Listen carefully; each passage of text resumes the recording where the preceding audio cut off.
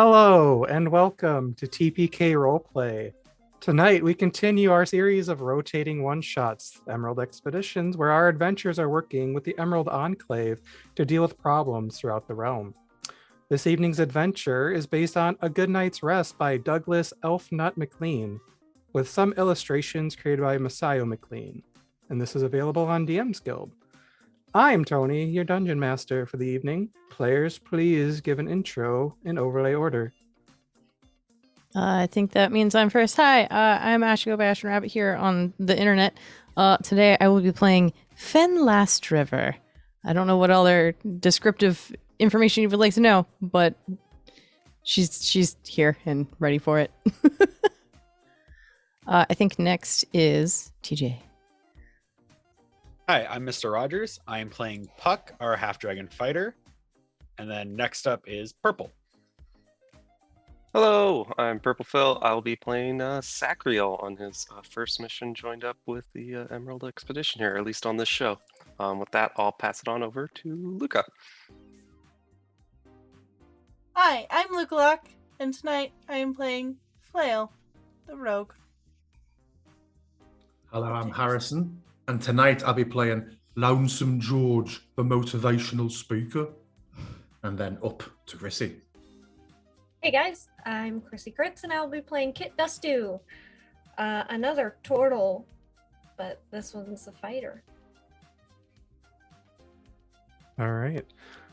So I do have a nice letter for you all from Ever So Wonderful Tess, although for some, actually I think for only one of you it makes the most sense, but I'm lazy and I'm just sending this out. You all received a letter from your contact along with enough funds and ways to get around.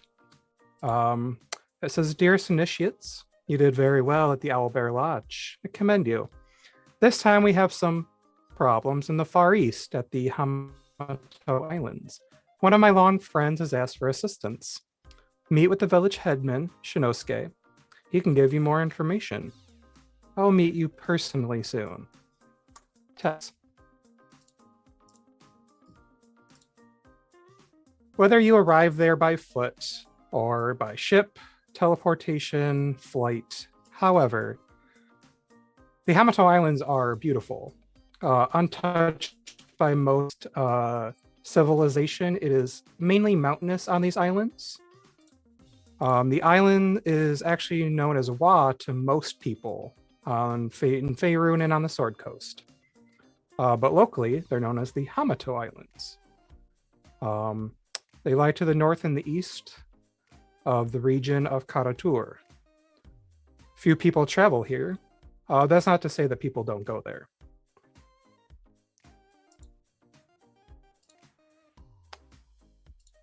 And we will move you all.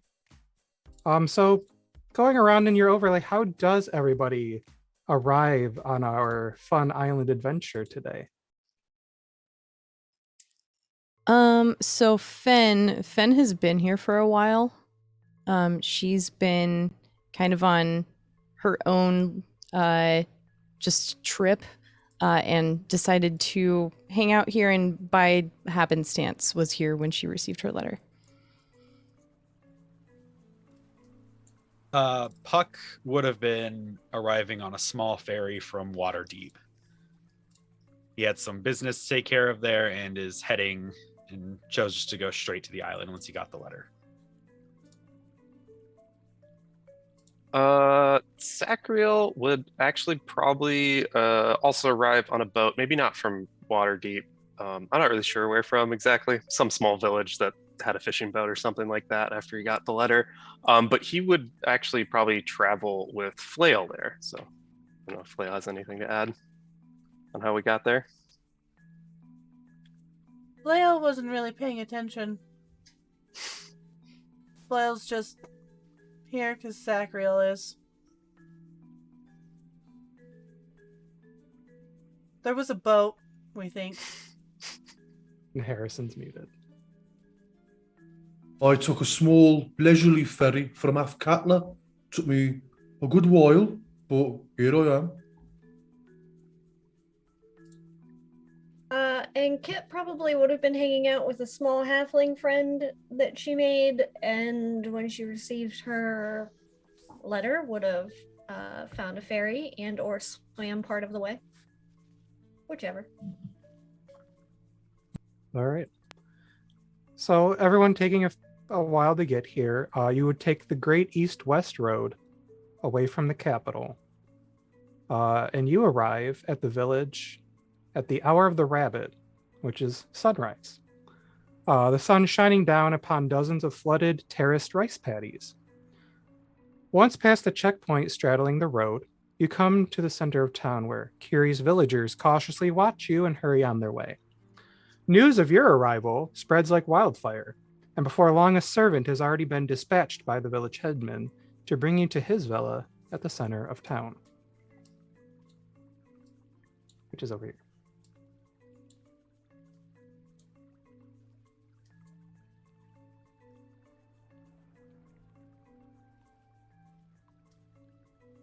So, are these the new people that we're working with? And he's gonna like gesture to everybody around him. Although, I wonder if the kid's back as somebody else again. Kid? Kid's back. Right. You guys wouldn't have met him. Well, I he mean, I've was met a kids kid. before, but He was a kid, and then he was a dwarf. You can do that? You can just... He can. I don't Oh. know what he is, but Okay. I'm Sakuel though. Nice to meet you. You guys are with the Conclave, yeah? He's right, yeah. This is Flail. Flail here. Flail, say hi. Hi. Lonesome George.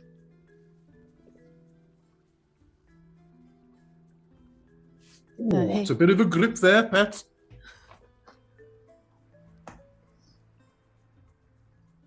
Fen, nice to meet you guys.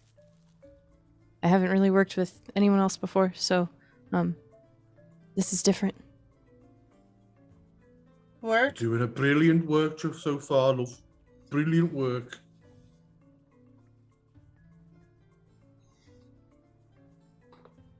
Flail's gonna kind of blink like they've just woken up. I'll like look around as if they're just now checking into what's going on. Sakura, where are we? Flail, we're on. I told you we've come here to help. We're on the Hamato Islands. Okay. There's a village here that needs our help. A man named Shinosuke. Did I say that right? Mhm. It's gonna look at Puck. sounds about correct. I haven't heard it said yet. Well- So, Puck, Mhm. as you are walking down, you kind of accidentally, while you're talking, you kind of slip and kind of catch a foot in a rice paddy.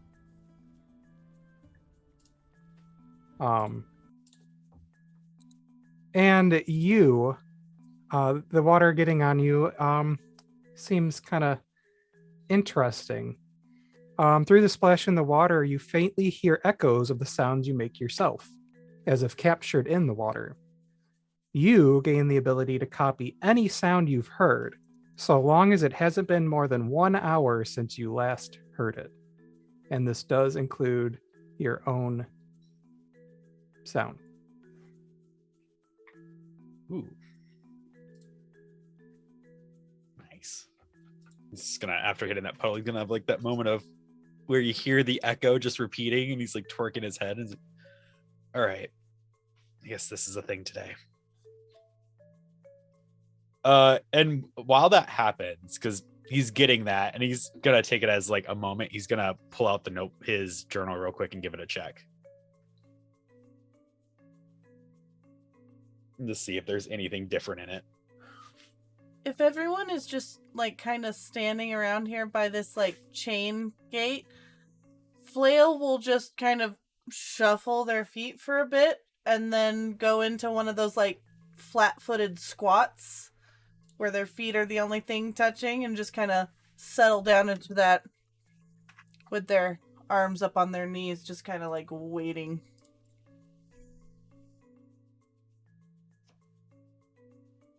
It will join them, sitting next to them, and offer them a piece of candy. I have some extras if you want some. Yeah. Now I'm gonna just reach in my pocket and hold out, and it's mostly lint and a few weird sharp pieces of metal and something gooey, but it's got so much lint on it you're not sure what it was originally. Yeah, Kit will take it and definitely probably at least smell whatever the sticky substance is, if not eat it. Smells kind of like Play-Doh, but like rancid. She'll eat it.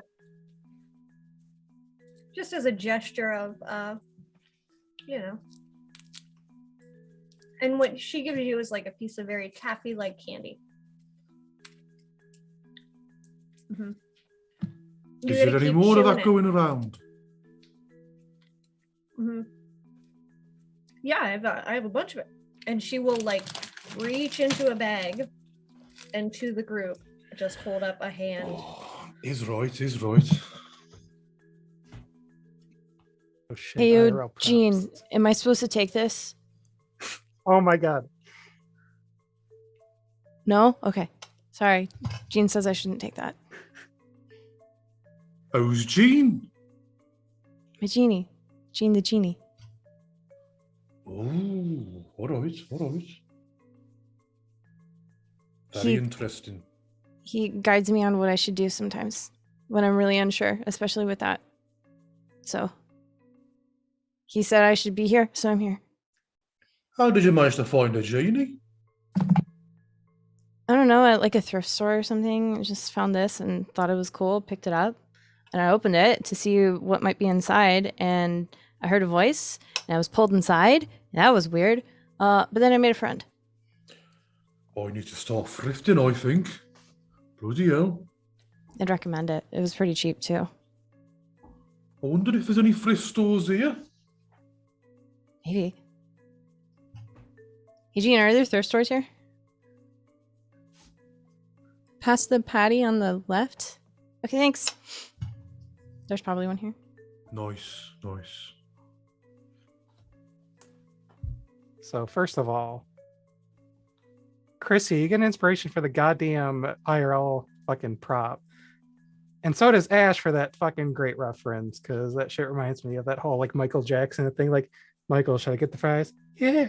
Gonna take him for the coming battle. Yeah, I'll get the fries. Amazing. Like, that shit fucking kills me every time I see it.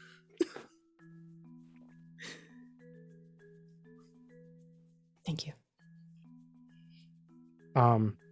Yeah, but not long after, someone does come down past all the buildings, and you are here to see the village headman.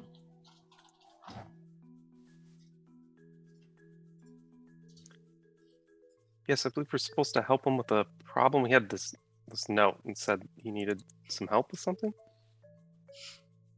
Oh, yes, right this way, and he will kind of bring down the chain that, like, it's more there for like carts rather than people. Like, you could just easily walk around it.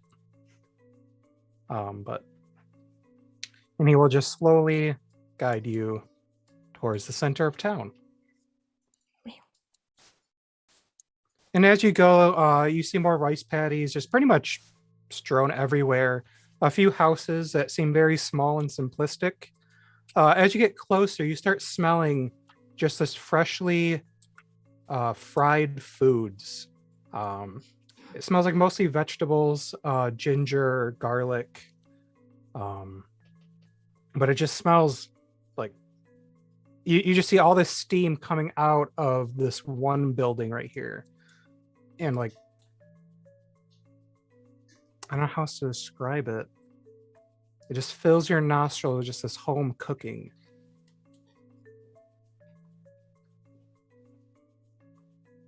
Well, Are we that getting sounds like delightful. Studio Ghibli vibes where like the food is just absolutely ridiculous? Oh, yes, you're getting like that whole in like Howl's Moving Castle, and like he's making like those eggs and bacon, throwing the shells to Calcifer. That whole bit. Is there like a door to this place, or like a window or something, or is it just a completely closed it is room very and we just get small. smell? Yeah, this is very small, but like it does have kind of like, it's less of an actual wooden door and more of like a kind of like a curtain almost, where you could just like open it up to walk in and close it behind you. Does it look like it's like a residence or like a restaurant? Oh no, there is a sign. Oh. That's it's dumplings. That's pretty much all the sign says. But you do see the attendant kind of standing over here next to this large building waiting on you all. Look at the dumplings, look at the attendant. We should probably talk with the headman first. We're gonna stop here later, right? Because that do the this job smells really first. good. Come back and get food later. Snacks. What if like Yes. a group of you go to get the information, a group of us stay back, order food, we just take your orders. I'll write it down. You guys get all the information. No? The most realistic splitting of a party that ever took place. How about this, Kit? Afterwards, I'll buy everybody. It'll be on me. Just get the job done first. A hero's reward is Bye, earned. everybody. Buy everybody food. Thank you for clarifying. It was a little confusing, to be honest. Okay.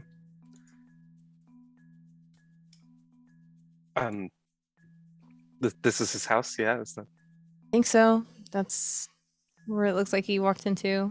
And just Yeah, to the check, attendant this will is open the this door. is Shinosuke's house, yeah? Yes. Thank you, disembodied voice in the sky. You're You welcome. hear a voice too? That's cool. Only sometimes. Aw. Well, I hope they talk more. Are your guys' voices nice? No. Most of the time.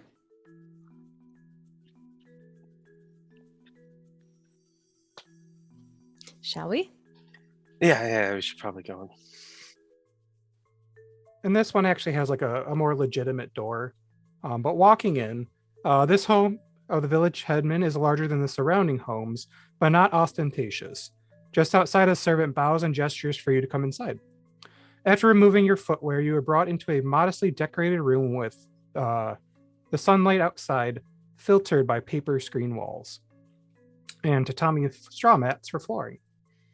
There are two men already reclining around a small, round, lacquered table, munching crackers and sipping roasted barley tea.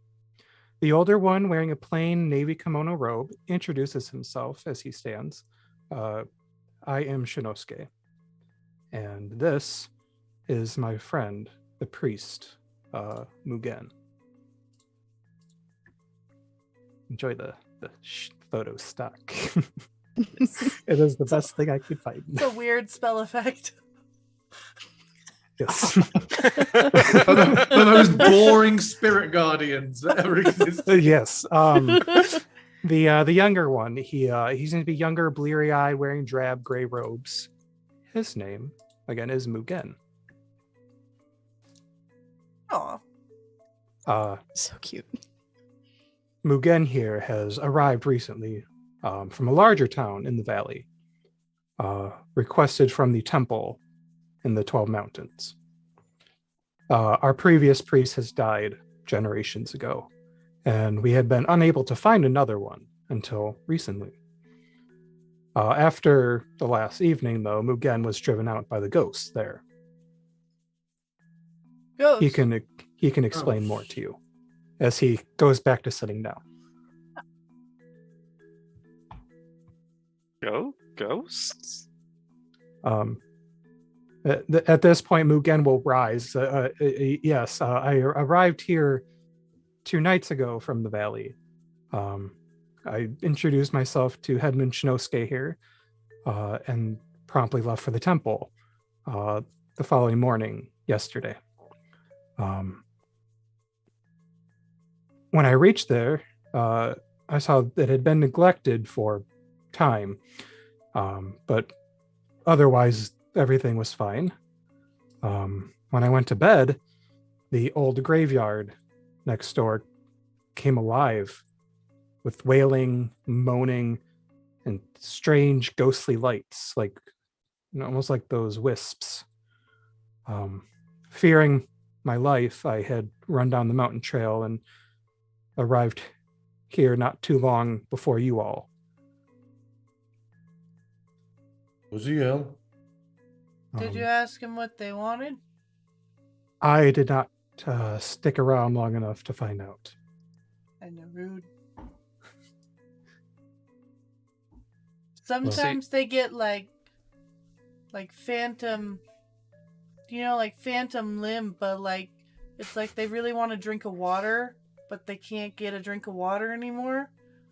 Or like they had that feeling where you need to pee all the time, but you can't actually pee anymore. It's a real problem.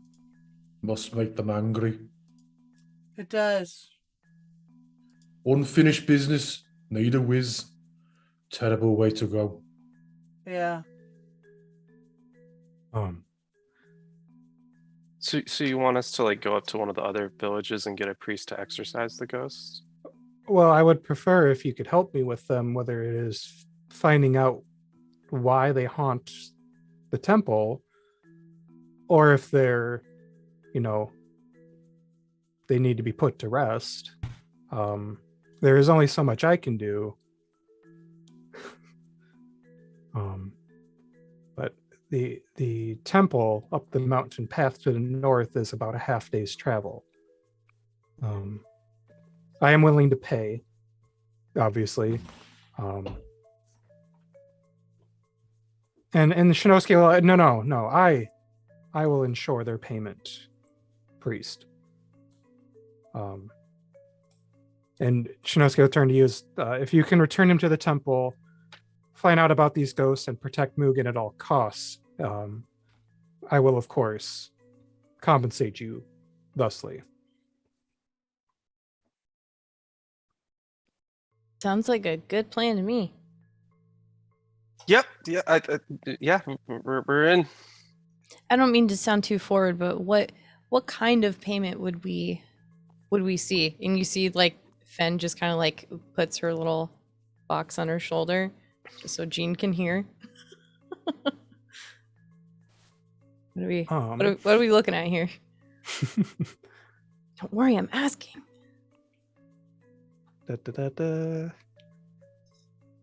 Uno momento.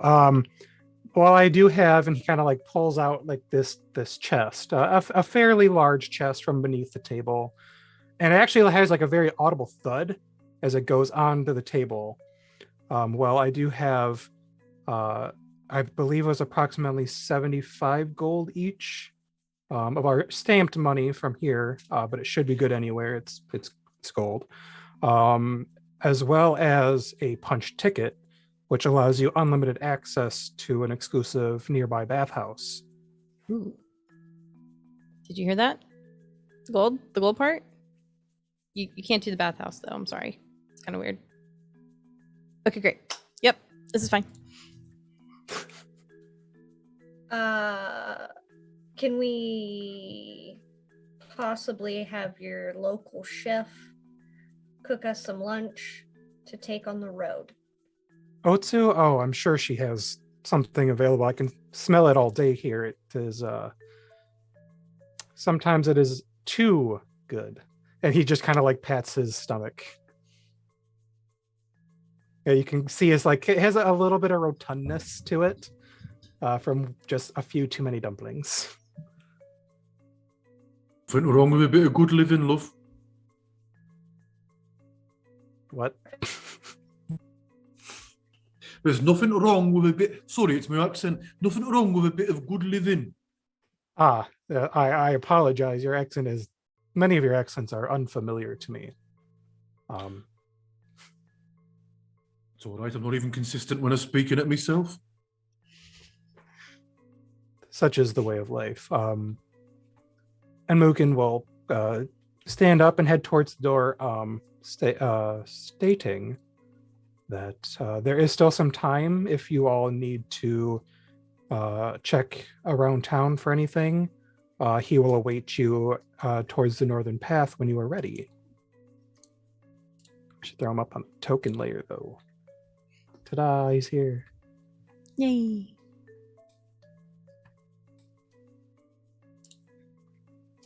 Fucking dumpling first, right?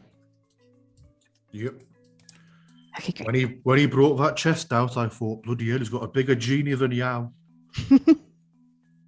That's not possible. Anyway, dumplings. Dumplings it is. Big genie energy. Oh, God. Big gin energy. So, Yes. not more than 20, 30 feet down the road is a nice dumpling shop. There is an old woman who stands at the counter and greets you with a very warm smile. But she is missing a couple of teeth. She gestures to an array of skewers with small white dumplings in groups of 3, dripping with sauce. But she's just, help yourselves, dearies. Kit I- will absolutely sit down and just start eating. GM, can I use my cunning intuition? Sure. What would you like to cunningly...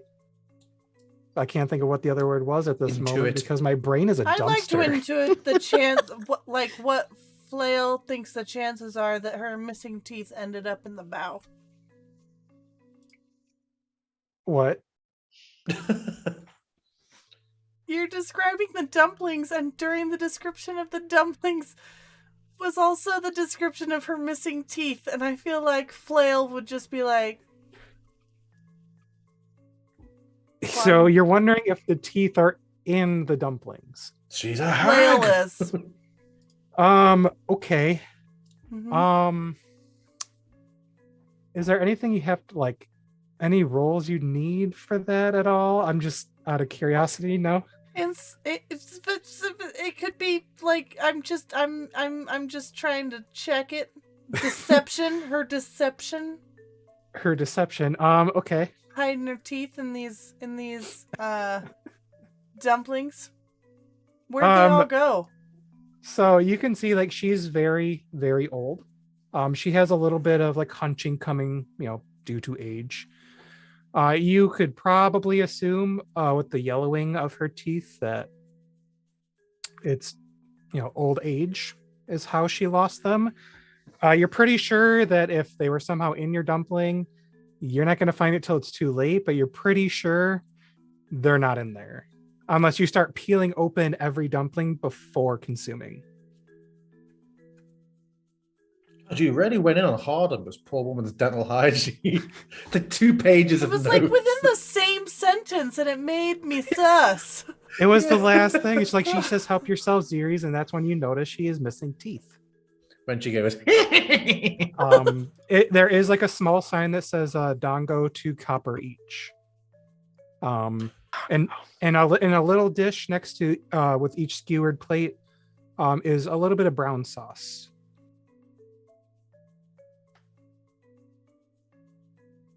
Dipping it does give a sweet, salty taste to it.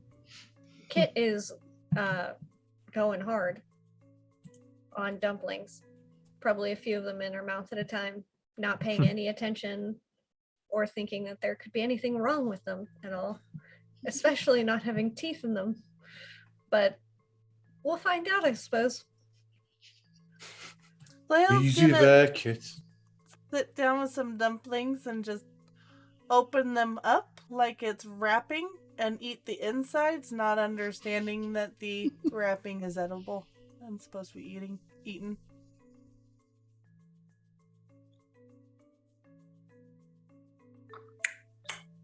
Yeah, What? Puck will come up and just drop a couple copper in the pay for their meals as they're going.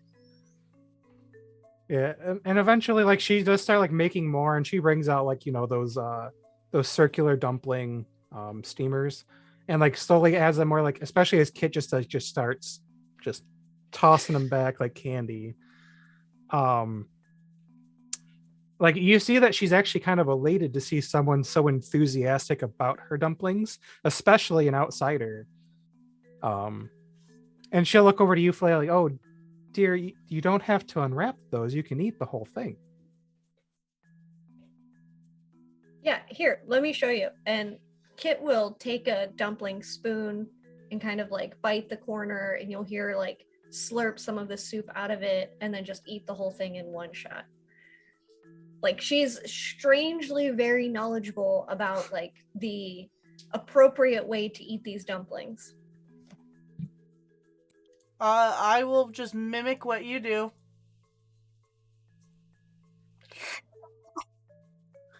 There you go, right down the hatch. Perfect. I don't taste how they smell, that's for sure, but it's much nicer than the main dish we have back home. So I'm all for it. More, please. Oh, of course. It might be a minute. I did not expect so many people to. Hey, you're doing a brilliant job, and I know you've got this. Well, How thank- big she, of like, a she, space is this? Oh, this is very much like her cooking is taking up almost the entirety of the back. And like there's only a cut like maybe 5 feet of total movement for her, like shuffling around. And I mean everything's in here, a small stove, a water basin, all that jazz. So just all of us large creatures on top of each other trying to eat dumplings. Oh yeah, you guys are like Like cramped turtles, in a half here, just like dragon. just Cool. eating, just like dumpling. Puck would be waiting outside. He's not eating. I think Sacriel's probably eating them, but unlike Kit, is not familiar and just one shot in them without, and then realizing they are like the juice inside is way too hot and kind of like coughing up. Is this a tooth? Oh no, it's a piece of rice.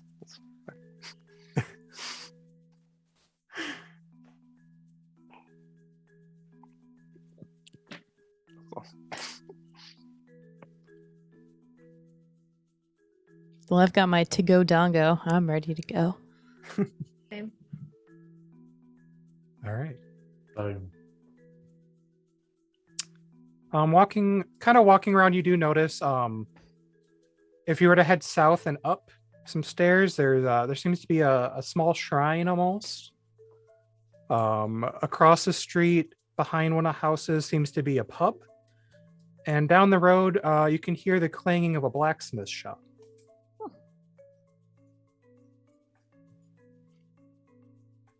Anyone need any supplies yet before we go? Puck is definitely gonna go investigate that blacksmith.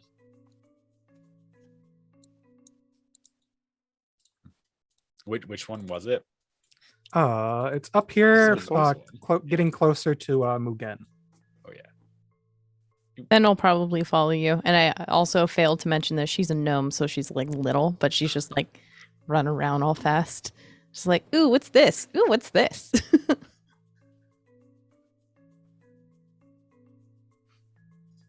Yeah. He would definitely go and look to see what the blacksmith is working on and see if he has anything good for him. The blacksmith shed, which that's what it is. It is a kind of like an open shed. It just has like normal wooden doors. The north part of the village is a place of clanging and activity. The smith is a large, heavy-set man with a square jaw and a tightly wound headband to keep the sweat off his brow. He grunts a curt welcome as you approach. All right, Tony, you didn't know this when you picked that character. That is former character art that I've had. I know. I remember. He's still as hot as I remember too. Jesus. Bonk. Anyway. He grunts, he kind of like goes back to working. Yeah, he's gonna just look around and see if there is anything there that's already pre-made and done. You see that there are 4 daggers, 2 scimitars, a short sword, 3 hand axes, 3 spears, 2 leather armors, a studded leather armor, and a chain shirt. You as a blacksmith notice that the quality and craftsmanship is functional but not fantastic.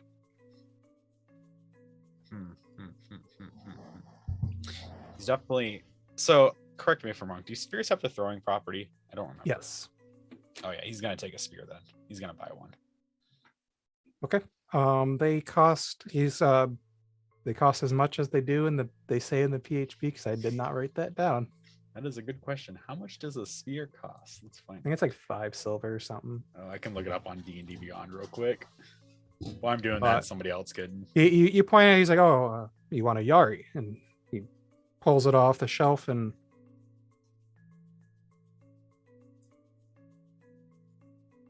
Costs 1 gold. So yeah. Oh, yeah, one gold piece. 1 whole gold piece. Yes, a big pointy stick.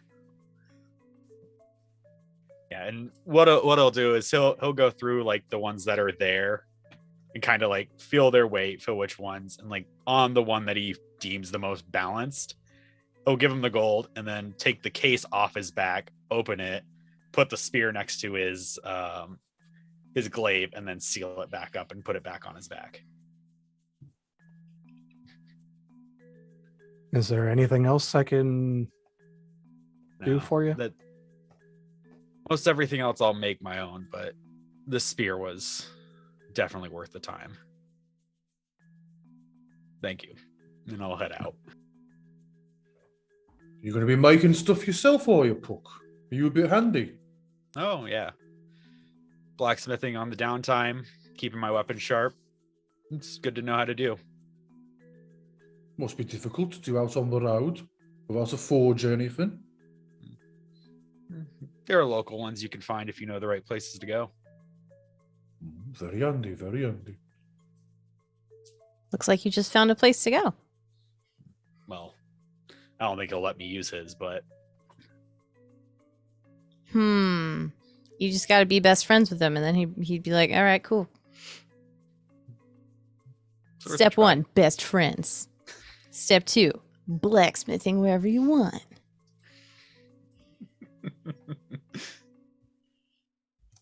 Sacriel, All right. can you blacksmith? No, not really. It's okay. Why? Do you want something? No, I didn't realize there was a whole benefit system to the friend thing. I was seeing what you had. I don't own a blacksmithery or anything like that. That's all right. Uh, We can still sorry. be friends. That's good. You're good. Did anyone else need anything, or are we good to help and move forward? I mean, if we want to rest for a little bit or sit down, that might be. I think it's good that we get started. Okay. Yeah. Okay. Heading north, the 2 stones that straddle the dirt path that runs north of the village center toward the forested mountain are the only things marking the boundaries of the town. The party finds Mugen patiently waiting there. He is carrying a simple wooden staff with a metal cap and 6 rings hanging off of it. His upside-down bowl-shaped straw hat partially obscures his face, but also keeps out the sun. His travel robes and trousers are simple gray with straw sandals strapped to his ankles. He bows to you and gives you a brief smile, saying, hopefully we can get there before it's too late. in the day. Too late for. Oh. Yeah. I mean, if it was too late, well, we just have to come back. Well, the spirits would probably be out. I would like to be there before to see if maybe there was something you could solve before they were to come out and possibly cause trouble. And if they do come out, we'll just come back here. Hopefully. Okay. We don't want to just talk to them. Seems kind of weird just rummaging around their stuff while they're not there to talk about it with us. I agree. Definitely. What if there's stuff they like in a certain place? We wouldn't know. They get very particular. You sound like you have an experience with this. Is that why you were called on this specific quest? Oh no, I just followed Sacriel here. Oh, okay. I didn't even realize this is where we were coming. I kind of spaced out for a bit. That kind of happens. That's okay too. Okay. So the Fated Trail heads straight north for about 45 minutes before entering a wooded area. The walk soon turns into a hike as the trail turns upward, and you and Mugen find yourselves deep in the woods, ascending some gentle switchbacks. Pine trees of all kinds crowd around the trail and block out the sun. The woods are heavy with the droning sound of cicadas, and the smell of pine resin is thick in the dry, cold air.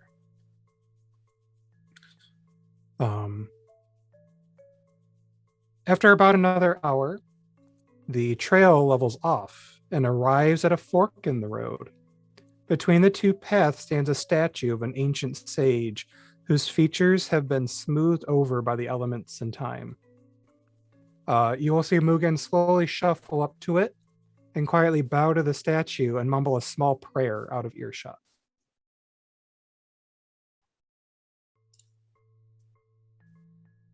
Yo, Gene, do we do that too? Speak up. It's so hard to hear you right now. Okay.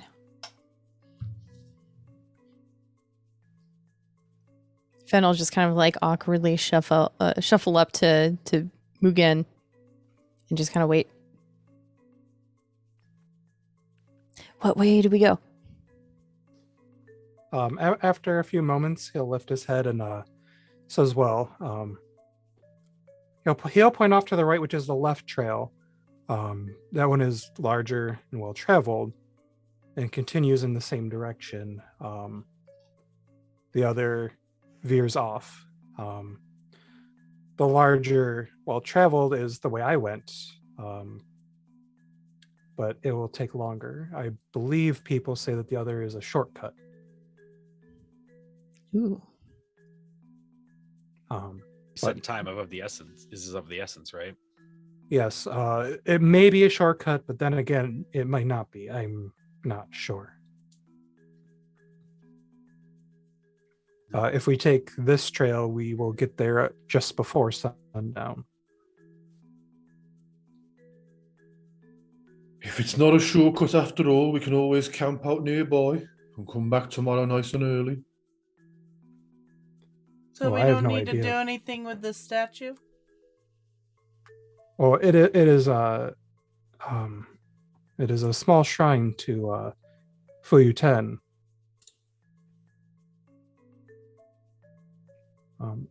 It is polite to pay respects. Gene, you lied to me. That's really rude. Okay. What do we do? Do we like bow or something? Or like throw money at it? What do we do? If you would like, you could do an offering if you please. But even just, bowing your head, asking for, protection. Okay. I do not know if you have any spiritual or religious preferences. GM, Mm-hmm. Flail's gonna go up in front of it and bow, and then break into interpretive dance. What? I'm an entertainer. My Uh-huh. feature is by popular demand. I'm gonna do some interpretive dance in front of the statue and just really get into it. Because one of my ideals is that art should reflect the soul and come from the heart. Oh, brilliant, brilliant. Yeah, she does this a lot too. Do you like join in? I'm deeply confused. If you guys have ever seen You Brooklyn sure can. Nine-Nine, but I look very much like the I Am Beautiful moment. Oh my god. And then I will do a final bow. That was amazing. That was so cool. Thank you. Mugen isn't sure if he should clap. He wasn't sure if that is your religious way. Like, to him, maybe clapping would be inappropriate. But he will look at you in awe. Oh my god. Crit on my performance. Jesus. He should look at me in awe. Statue claps. He does give you a very cordial bow. That was something. I had never seen something like that before. Dude, this is basically like Sucker Punch. Like, the whole world goes black while I dance, and you just see the after effects. It's too pure to actually see. This is not the interpretive dance. This is just a tribute. I'm thinking about Always Sunny. I'm thinking about Max coming out dance in Always Sunny where it's the stage. Oh god. Yeah, and George will just follow it up. That was just like a nod to the statue. You're right. Sacriel will take off his sword and like take like a knight like bow with like the sword down and like head down a little bit. Probably be muttering something that like no one can hear, and then hopefully just kind of nod and put his sword back on his back.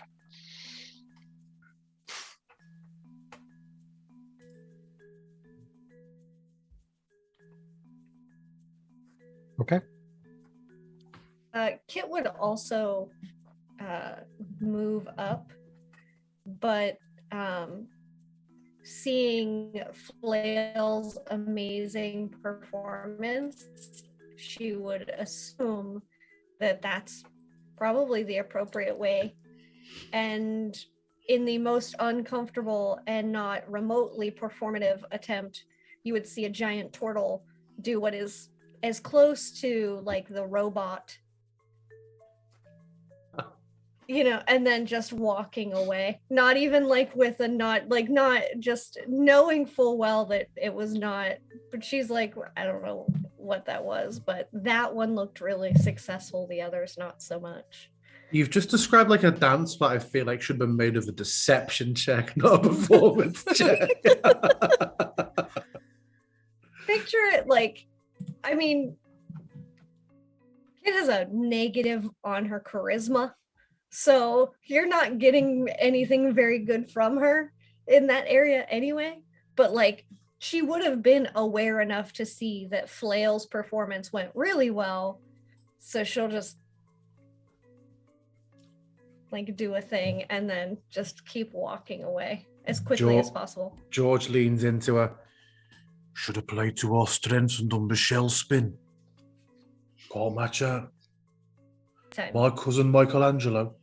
Do that for hours. Next time. Perfect. Okay. So you are left with the choice: the well-traveled trail or the not-so-traveled trail. I'm I leaning feel the like the fast way. potential shortcut. Yeah, Puck. I'm with Puck. Well, we take the long way and we'll be sure we get there, right? Sure, but Yeah. we could not have that much time left, though. Well, The we goal can is to always get there before night, come back tomorrow. or we could take the shortcut and have extra time today. Hmm.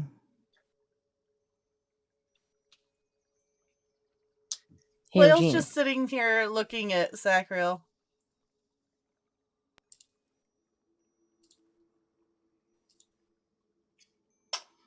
Gene doesn't have an answer today for that.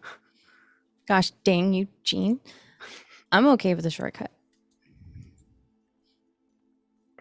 I mean, if you guys want to do the shortcut, we can do that. But We it don't know is. if it's a shortcut unless we take it, right? Sure. Okay. Mugen, is there anything in these woods? that Now, you when I know of? took the trail, I mean, the Hamato Islands are home to many animals, and I would assume other magical creatures to some extent.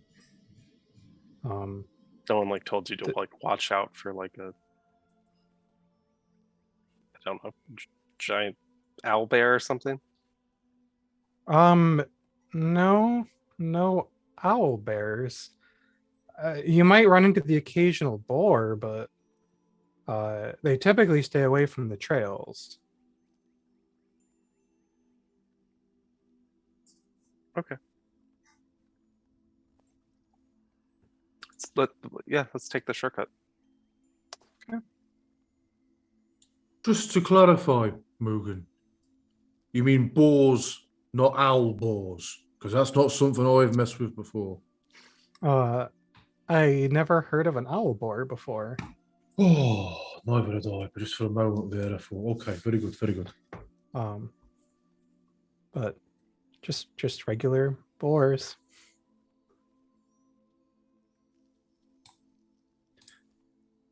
As you walk, the shade and silence of the forest crowd around you even more as you take the lesser used path and follow the trail onward. The path cuts more directly up the mountain, forcing you to climb dirt slopes at times. I would like all of you to roll me a Constitution saving throw, please.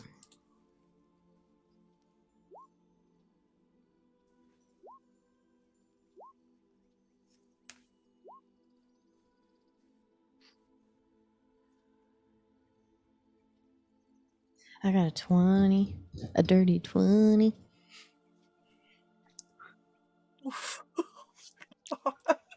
Oh no, George. Oh no, George. My first ever roll and roll 20. This had never happened in Foundry, DM.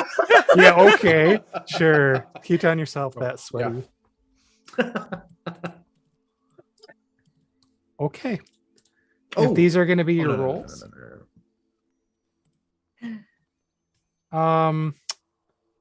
Sacriel and Lonesome George. Before you tell the outcome, I'm gonna give Lonesome George my inspiration so he could reroll. Oh.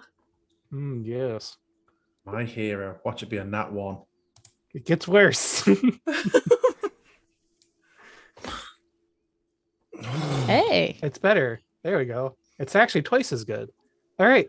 Then it only goes down to Sacriel. No. The light apparently does not shine upon you as you gain a level of exhaustion. Yo. You're right. Yo, Puck. This is like a long shortcut. I mean, it's relative. We don't know how long the other way was. It's like up a hill. And like, I think my foot's starting to hurt. Oh yeah, Mugen's fine. To be fair, you are going up a mountain. Maybe you're not used to the thinned air. Yeah. Definitely don't have the best modifier out of everyone and still fail. Yeah, it's so sad. You and Puck have +5. Everyone else is like 2, 1, 4. It's fine.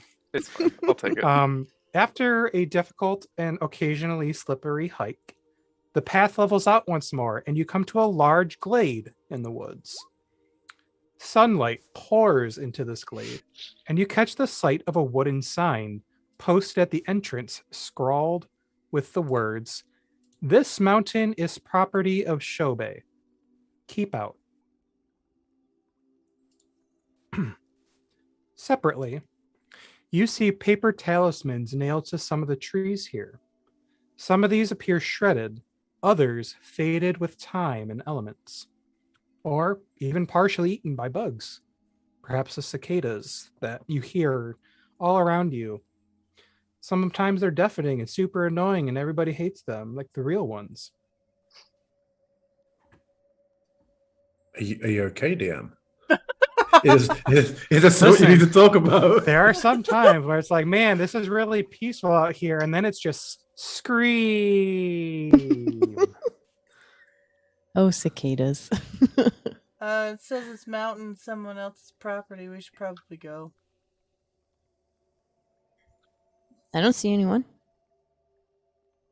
The trail's right over there. We can just keep going. Buck's gonna step forward to the sign, take it off, and then like frisbee it into the woods. And you just hear like the clatter as it goes into the Now, foliage. if anybody What asks, power move? there was no sign. But there was a sign. No, there wasn't. Yeah, I saw it. It said this mountain is property of Shobe. I didn't see the sign. Well, Where you is it picked it now? up and you threw it into the woods. I We didn't. could just ask maybe for permission. I can go get it if you don't remember it. No, that's good. You don't need it. You wasn't very helpful. True glory consists in doing what deserves to be written, in writing what deserves to be read. That's what I think Puck was trying to say.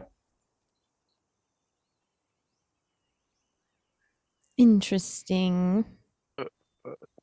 Mugen, do you know this Shobe? No, I am not from around here. I am not privy to anyone named Shobe in the village. But to be fair, I did not meet everybody either. This could be someone's hunting ground. And he'll kind of like look around. I don't see any like trails of animals around or any indication of hunters markings. Maybe we But should. it is odd to see those papers here everywhere.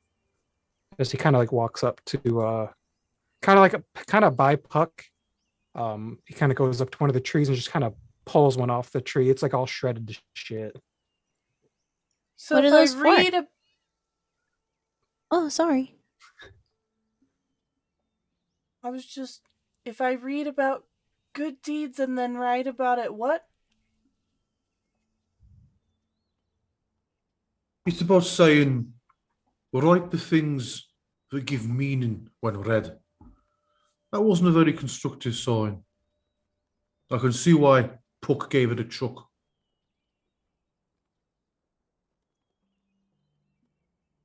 But by and she's just gonna go blank for a minute, like, God, this is getting really hard. Isn't it meaning by reading it you've disseminated information and therefore wrote something with meaning? It'll all come out in the wash. What wash?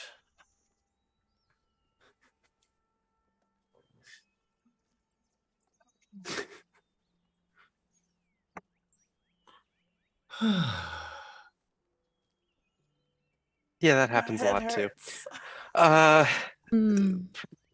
Perhaps we should just go around this area. It looks like maybe this is someone's sanctuary or something. You do notice, Sakria, looking around, the woods are very dense. And it is very like, although I didn't take the time to show the elevations because I'm not Mhm. really into topography at all. Mhm. It is very hilly here. It would be hard and dangerous to do that, just so you know. If you would like to, you can. It's hard. Flail is stunned.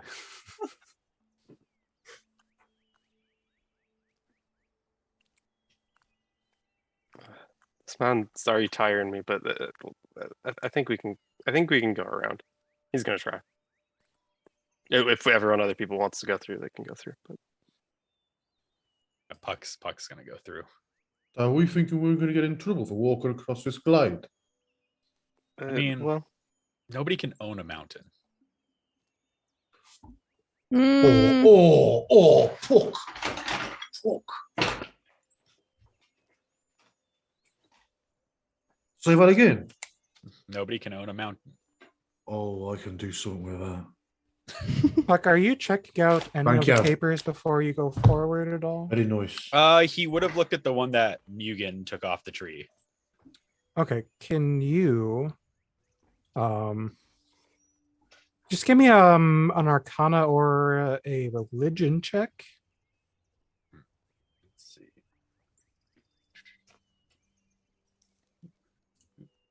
23. That was a crit.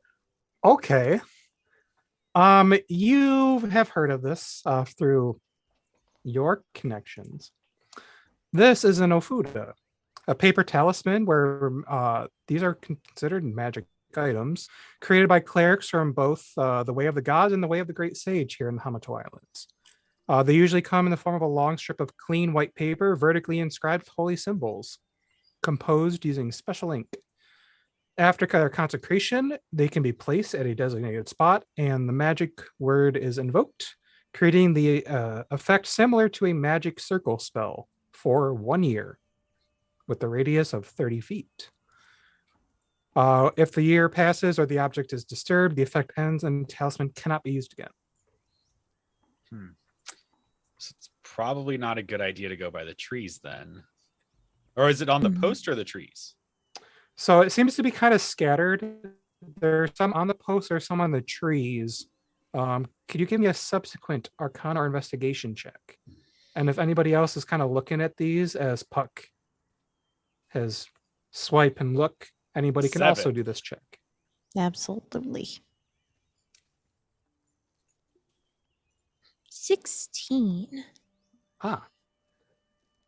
You notice, Fen, that one looks super weird and different than the others. It looks like a repurposed scroll. Ooh. Specifically, a repurposed scroll of bark skin. Neato.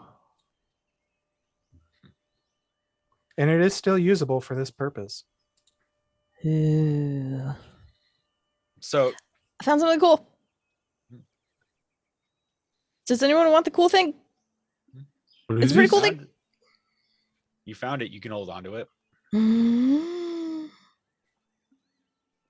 It's okay. I'm already Finders kind of keepers. lucky. If anyone else wants it, they can have it. That's So- finder keepers. That's the rules. What do you say, Gene? Finders keepers? He always says yes to that one. Okay, I'll hold on to it until someone else absolutely needs it or super wants it. Okay. As you take it from the tree, the sound of the cicadas abruptly ceases. And you catch sight of humanoid shadows wandering in the woods just beyond the glade. The Can I put it back? shadows shamble closer to you.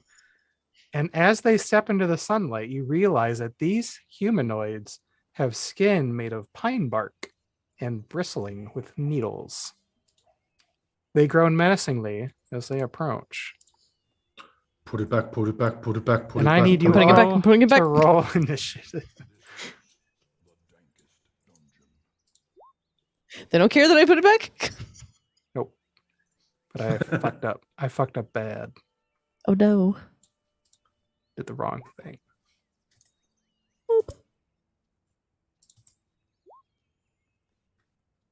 Well, that's not gonna work. So many crits, Flail. My Flail. goodness. Right, but- She's still dancing when she goes into combat. It hasn't ended. Right. Let me Ready get with my- those dance She's a moves. maniac. All right. And we're gonna turn off this peaceful, ever-loving music, and we need some some beat you up music. All right. Cool. I sure do love not getting a turn. Flail, you were up first. Ready to kick ass and take names, apparently.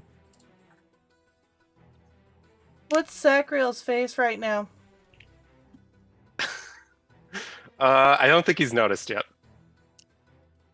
Oh, hold on. So I just got a donation from Dev, which is a magic item. Who does it go Amazing. to? Who does it go to? It goes to Luca. Hey. So, Dev, if you are still here, please, I need quickly. Would you like to give Luca a specific or immediate magic item?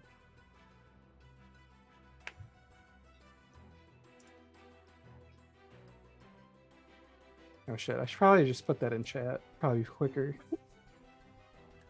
A what? Classic Dev. Let's all yell at the same time. He Ready? said tip again. Yeah, keep tipping. Keep It didn't come going. through. Listen, I was complaining, like, I'm not complaining, like, I was hoping people. All right. Something that helps right now versus character specific? Is Yeah, that the idea? Pretty much. Flamethrower.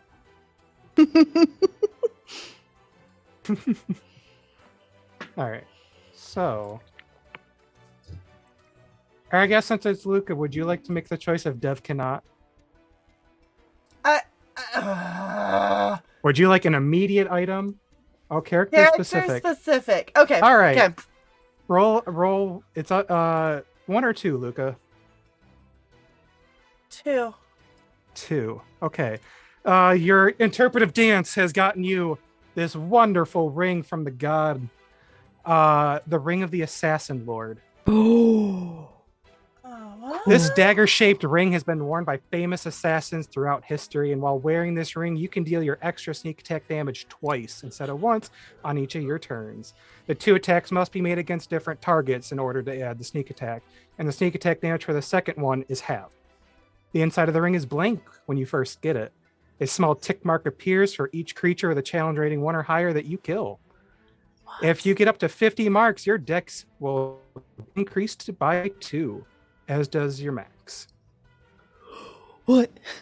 What? This is cool. And this is why I was like, hey, if people give magic items, I'm going to make them cool as fuck. Okay. So, that's pretty dope.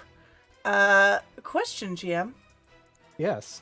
Does this stack with my whales from the grave? Like, can I use this in conjunction with?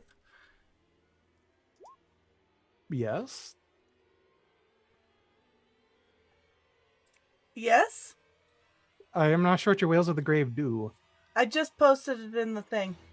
You There's a add giant more undead damage humpback whale that lands on. But I don't know. with your sneak attack. It's very cool. Uh, Canterbury's are the best. Basically, tech- I can technically, basically yes. bounce my sneak Yes. attack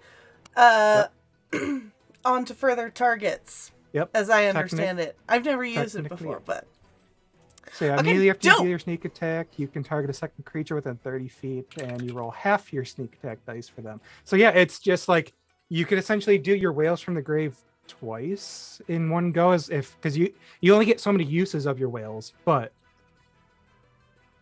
yeah, you can technically do that. all right, cool. Cool. But sneak attack is a bonus action, right? And these guys are.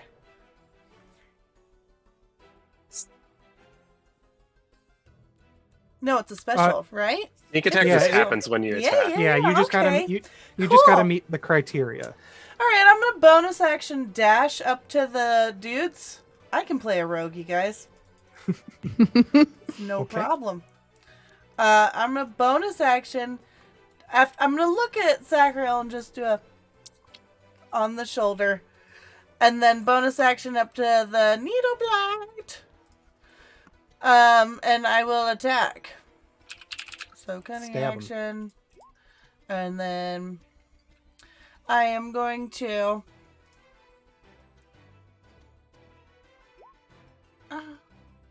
I don't see that thing in here to do, but we'll just say it's in here.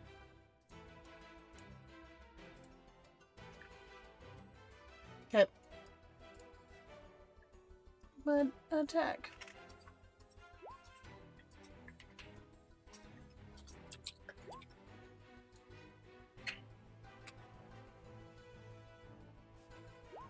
A 22 will hit for Yep. 6 damage. And you just see your dagger just kind of like go through and just like slash a bunch of the twigs holding this thing together. It's looking pretty poop. Okay, cool. And I would like to double the sneak attack, I guess, or deal it twice. Right? With the ring? You do not currently have sneak attack because you don't have advantage or someone else up with it. Oh, yeah. Okay. That's cool. But did you have anything else? Yeah. Upon realizing that I did not go up with sneak attack, I would like to go up and just go "Ah!" and do a wail from the grave. Okay. To it?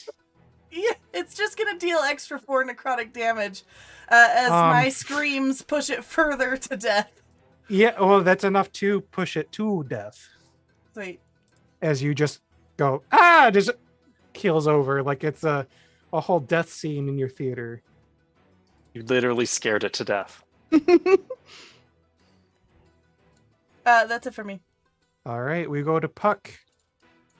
All right. He's gonna move up to there.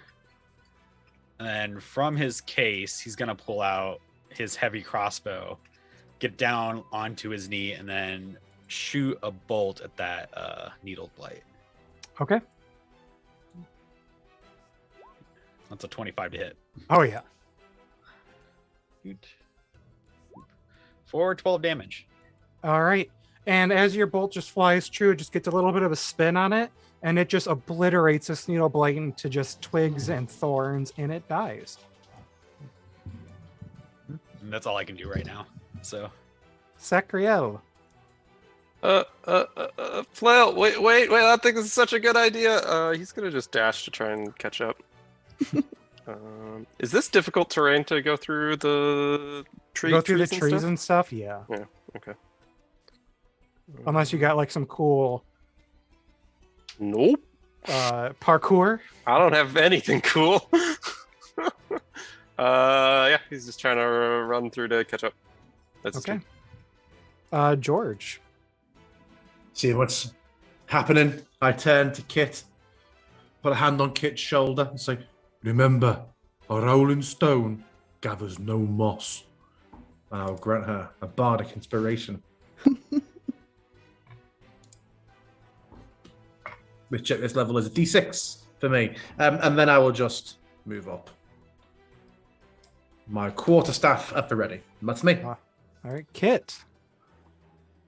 He's going to hear George's comment, be very confused by what it means in the current moment, but accept it willingly. And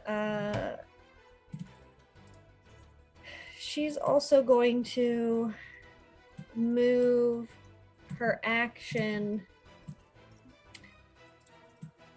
to here and let's see. No, well, actually, yeah, she will withdraw a crossbow as well and go for an attack on this guy over here. Okay. 22. That'll super duper hit. 5 piercing. Yeah, you knock him right in the shoulder, and you just see like that arm just go limp and useless to him. Is there anything else you would like to do? Nope. She's just gonna knock another crossbow bolt and wait to do some movement. All right, Fen. Okay. Fen will very quickly run up to Mugen and just say, "Stay here. Don't die." And then she's gonna run up, right next to Puck, kind of give him a nod, and then look towards this needle blight over here. She's gonna do like that cool Toph Beifong thing where she like kicks the ground and a piece of earth comes up. This is essentially flavored Eldritch Blast, so she's gonna shoot this off over towards that needle blight. Yeah, say the line, Warlock.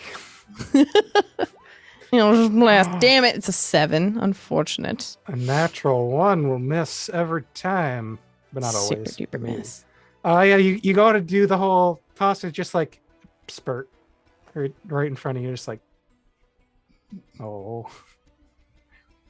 She's just gonna yell, "Jean, what the fuck?" And that's her turn. All right, then needles are up. This needle blade will come up to you, Flail, since you beat up its friend. And it will just kind of go for its very thorny hand and go to claw you. There's a 13 hit. No. All right. It just kind of glances off of your leather.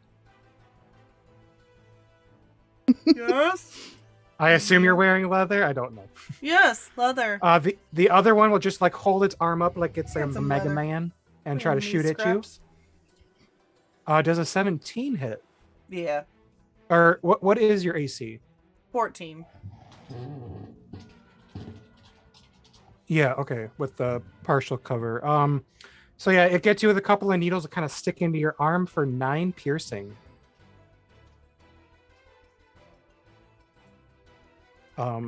These two will come out of the woods.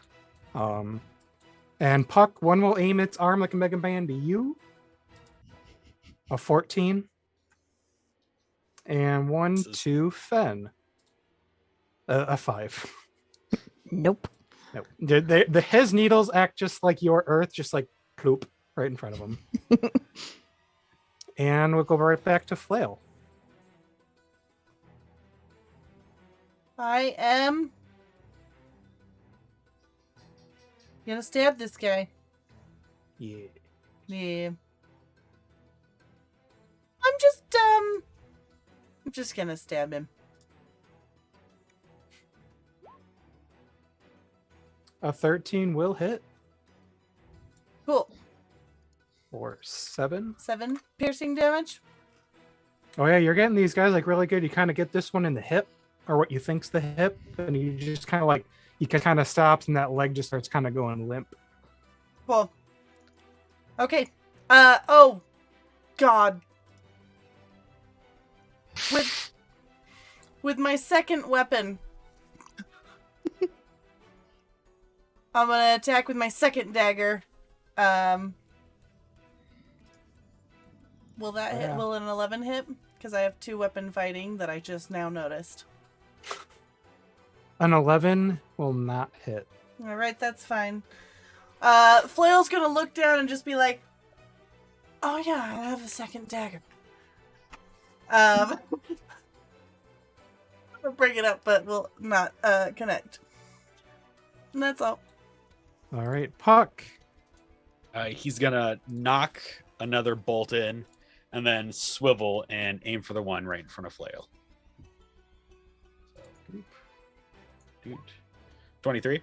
That'll hit. 7 damage. The one in front of Flail, right? Yep. All right, yeah, you shoot this one, and you just like go right for the chest, and you just Flail. You see it's like above the chest, just explode, as it just then crumples off onto its bum leg and dies. Yep. And that's all I can do right now. Sacriel.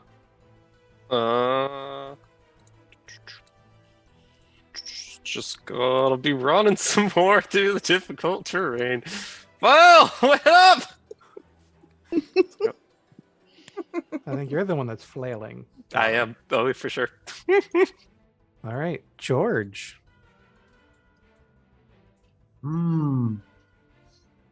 George is going to 5, 10, 15, 20, 25, 30, move up and is going to take the dodge action. All right. Kit.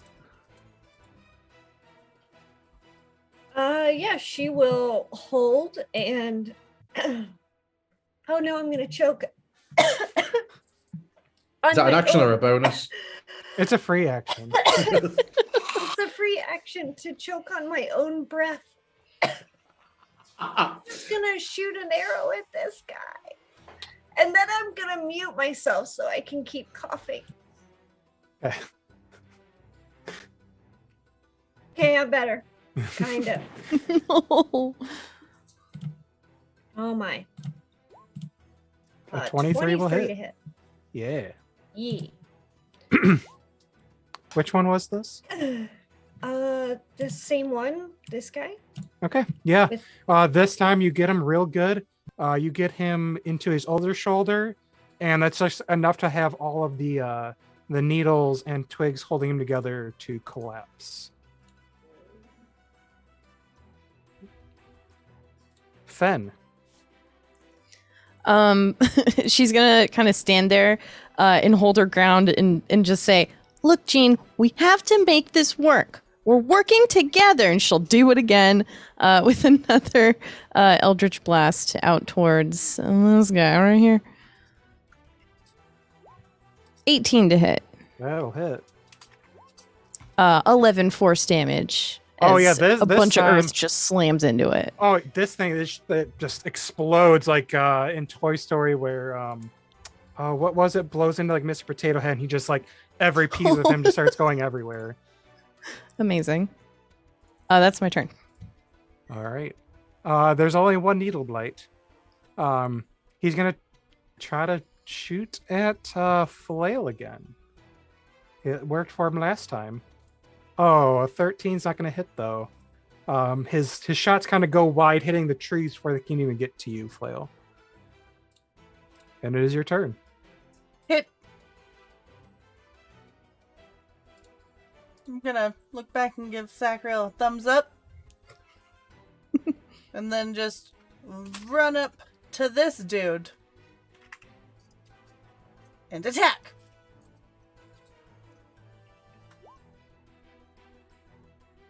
That'll hit. And that'll hit. And you just come in two I'm knives. just gonna come and kill him! And that. that is just, yeah, he crumples in front of you. And you are all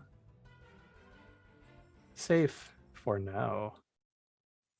I just brush the splinters off myself. Kind of rub at my hair. And then look back at Sacriel. Flail, are you okay? I'm fine. You alright? Yeah, let's go to the other side of this. I hate this place. I'm tired. My feet hurt. Sorry, I got you, buddy. Thanks. Mugen will walk up and say, that was amazing. I didn't know those creatures existed in these woods. Freeze? Those things that attacked you. Freeze?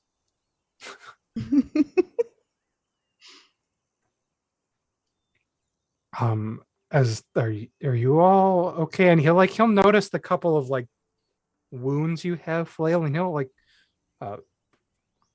do you want me to patch those for you?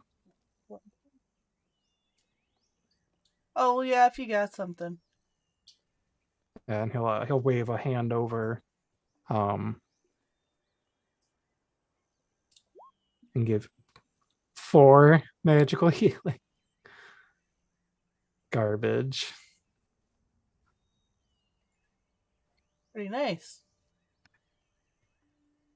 And he kind of looks up at the blue sky through the trees. Say, oh, this is actually good. We might reach the temple before dusk this way. It's just kind of walks past you all. Yeah. Puck will get up, dust off his pants because he was on his knees, and then load his arbalist into his weapons case, and then continue off after Mugen.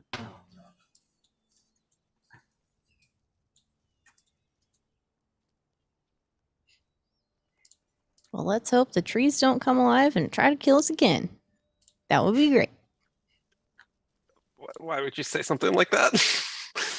Okay, bud. It's okay. Hardly A long nothing. way. We got it. Right. Da-da-da-da.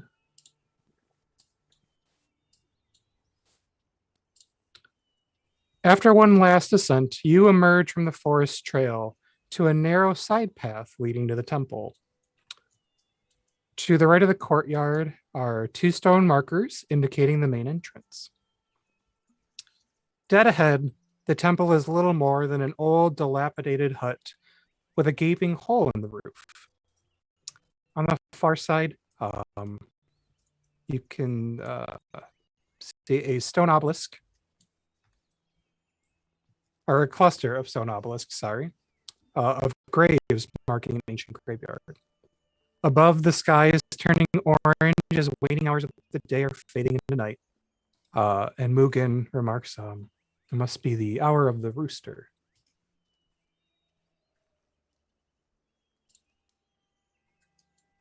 Oh, cool. I'm gonna look at Sakura. I'm gonna go look at the graves. God damn it. Okay. The rooster, wouldn't that be morning?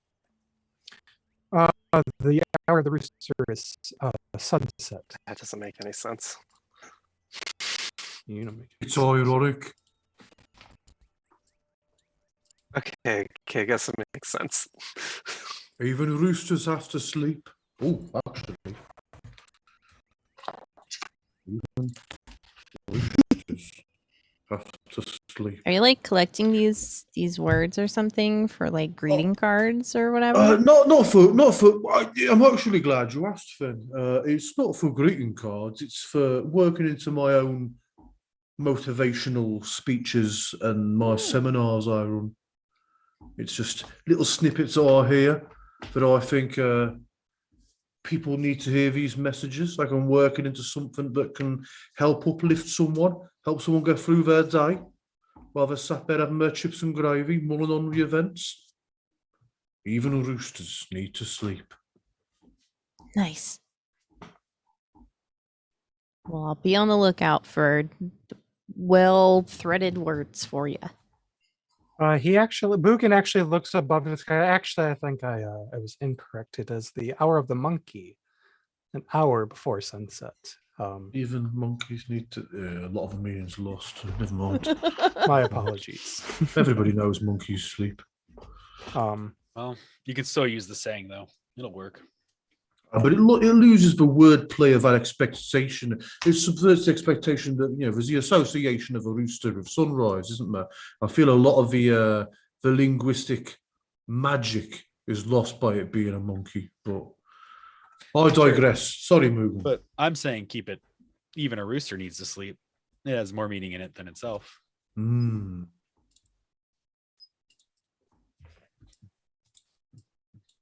Mugen will slowly approach the temple, and I think it is at this point we should take our quick break. So everyone go get yourselves a beverage, your potty breaks, whatever you need. We'll be back in about 5. Don't tell me what to do. I'll do it right here, right now. Gross. And welcome back. Our heroes here have come to the temple grounds with Mugen, as he is actually shuffling his little merry way towards them.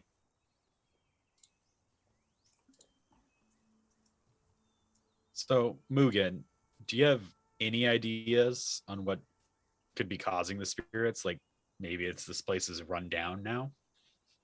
Maybe. Possibly getting it back up and running will appease the spirits. But it would be nice if they had left something about what these grounds are more for. God damn it. George, why do you not have dark vision? You should. Do I? As a total? No, everybody does. Are you in the regardless. south of the screen? I'm going to be honest with you, DM. I appear to have been at the north end of this screen. Oh, that was okay. not uncovered. I am now here. I'm slow. I'm a total behind everybody else. Okay. Gotcha. As you're like with him, Puck, he does kind of slide the door back open and walks in.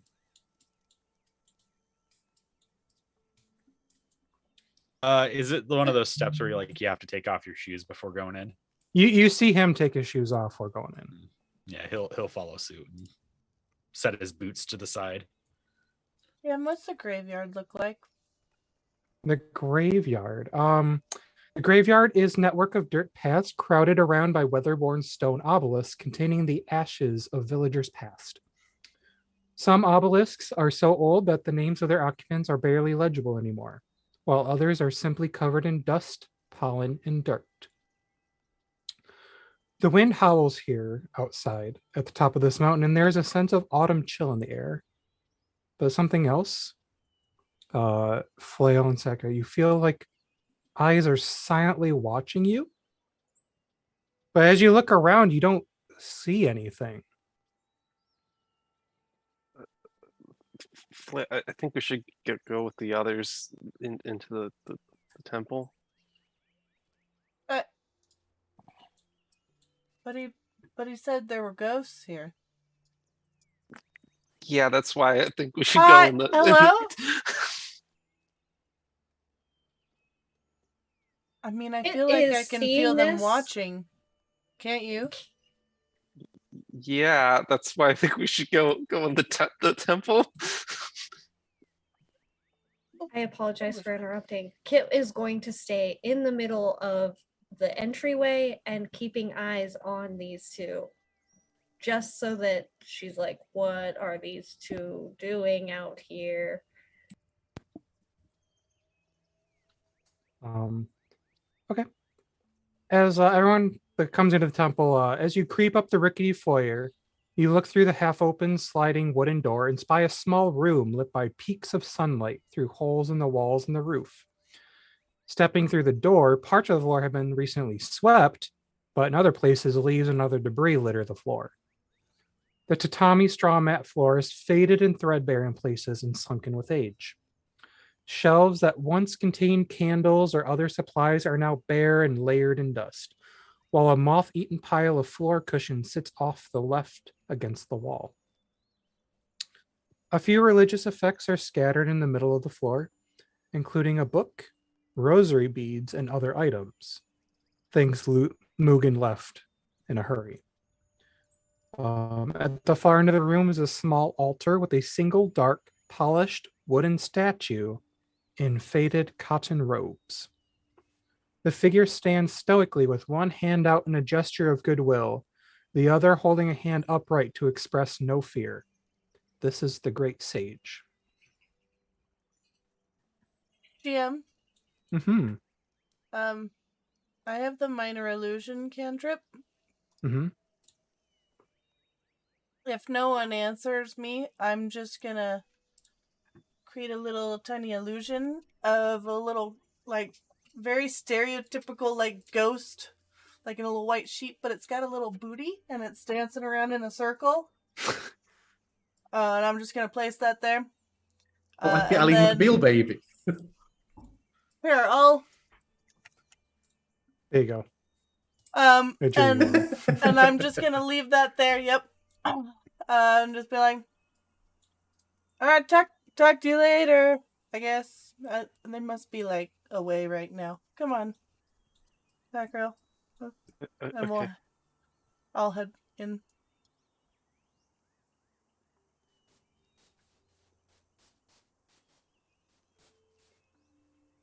Kit is going to hang back for just a second, watching this weird ghost with a donk apparently, and just be completely confused by everything she's witnessing, and then follow behind them. Yeah, she does that sometimes too. Sure, everyone has their thing.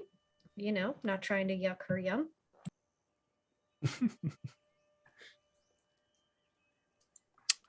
Sacriel, you'll notice pretty much right by you, there's a stump with what looks like some cut firewood and an axe jammed into the stump. Is it like an old axe? I don't know. Do you get closer and check it out? Sure. Yeah. So you go up there. You kind of notice. Give me an investigation check. Well, this is gonna go great. Yeah, especially because you're tired and you're just like, Yeah, I know. nap That's sounds why. great. It's an axe. It's a hand axe specifically. It looks kind of old, pretty old, but I mean, you could use it. Is there wood to chop? Around here, not really. There are pieces of chopped wood, but they're also like covered in fungus, like mushrooms, so those little staircase looking ones. So it looks Um, like whoever was chopping finished their work and then put the axe in here, not like they stopped midway or anything like that. Yeah. It's like an odd place to cut wood. A forest? I mean, I guess, but in front of a monastery. It's more of what I was Or- thinking. A building made of wood? It's not that weird. I don't know. I mean, is it weird? I don't know. I feel like you would have a little bit more respect to do it around back instead of right in the front of a temple. Would you? And I'm honestly, like, I seem 100% sincere and, like, I'm not, like, egging you on or anything. No, I I'm know. genuinely asking. He's used to it. Yeah, I don't know. I feel like most Like- people would put their Respectful to somewhere the else. trees, like you put it behind a building so they don't see as you know. more like to not draw attention to those who visit the temple, I would think, unless Oh, do because I know they any? see the trees and they know that you're doing it in front of all the trees. Well, they'll see people working here instead of going to the what kind of temple is this? Like, what god is it? So give me you if you would like to know more, you could give me a Yeah, religion cool. check. I'm good at that too.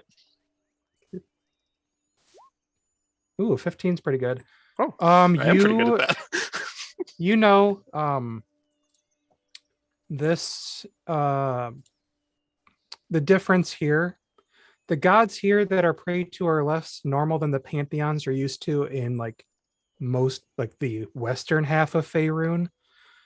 You would know that this temple is specifically temples are typically to the way of the sage. It is the I don't want to put it. So I There are guess- two religions. There's the way of the gods, and then there's the way of the sage. So if you got like your cleric would get their divine nature from a deity, would follow like the way of the god, or like good karma goes through the way of the sage. Would these be the kind of people that would like prize hard work and kind of like show that off as like craftsmanship and that kind of thing versus piety? They're more like do your good in the world and that's how you worship type of thing. A little bit. It's how do I want to put it? It's how essentially mankind can benefit each other and the world, and how karma pays off. Whereas the way of the god is essentially appeasing what the gods can do for you and what they have done for you. Gods typically have shrines. Gotcha. Like the shrine we passed before. Correct.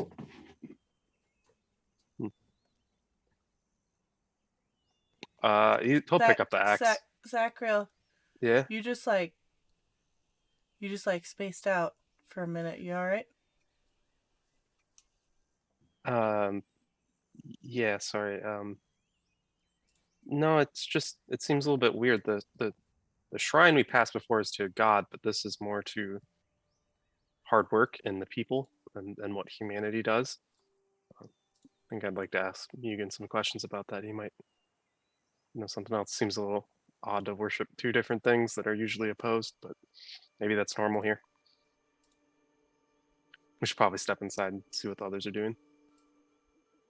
Well, you looked like you were gonna chop some wood. That looks like they chopped it all already. It's gone moldy and fungus ridden. Okay.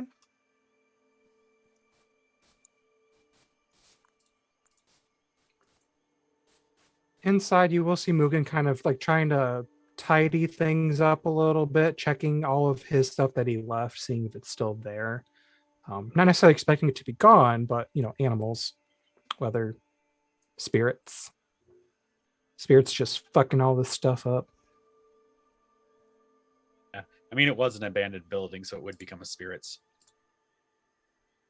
Do you want some help cleaning up? I got 2 hands. I can do cleaning things. Honestly, yes.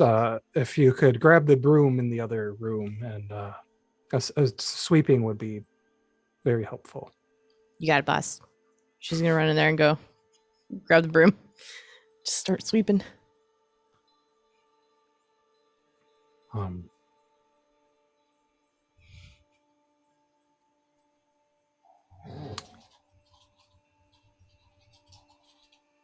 And so, like where he is right now, where you are also, Puck, is his quarters. The room, it's almost like this. You can see he left his bedroll here, a shelf for books, and a tiny hearth for warmth. Anyone looking around could give me an investigation check.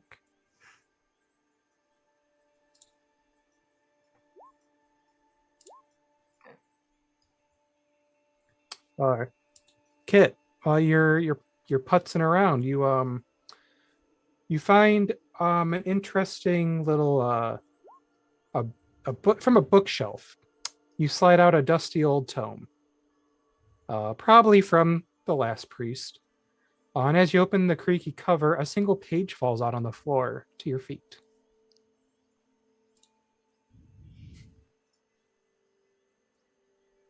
I'll pick that page up, please.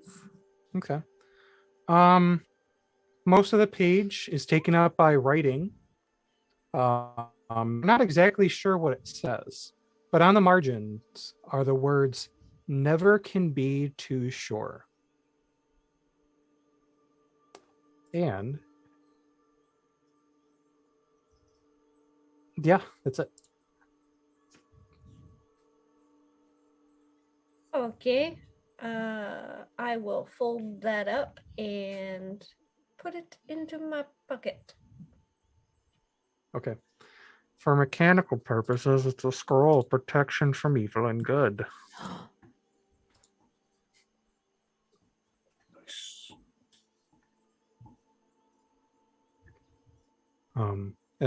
After Mugen checks all of his stuff, he'll kind of come out to kind of address everybody. Do you have a plan with these spirits? How you plan to reconcile with them?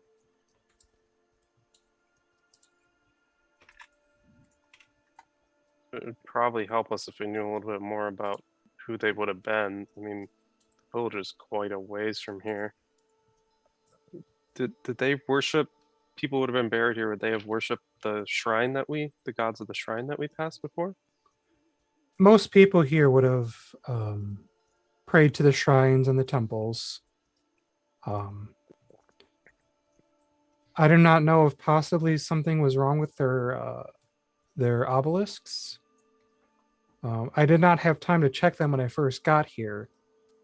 The obelisk where they're buried? Yes.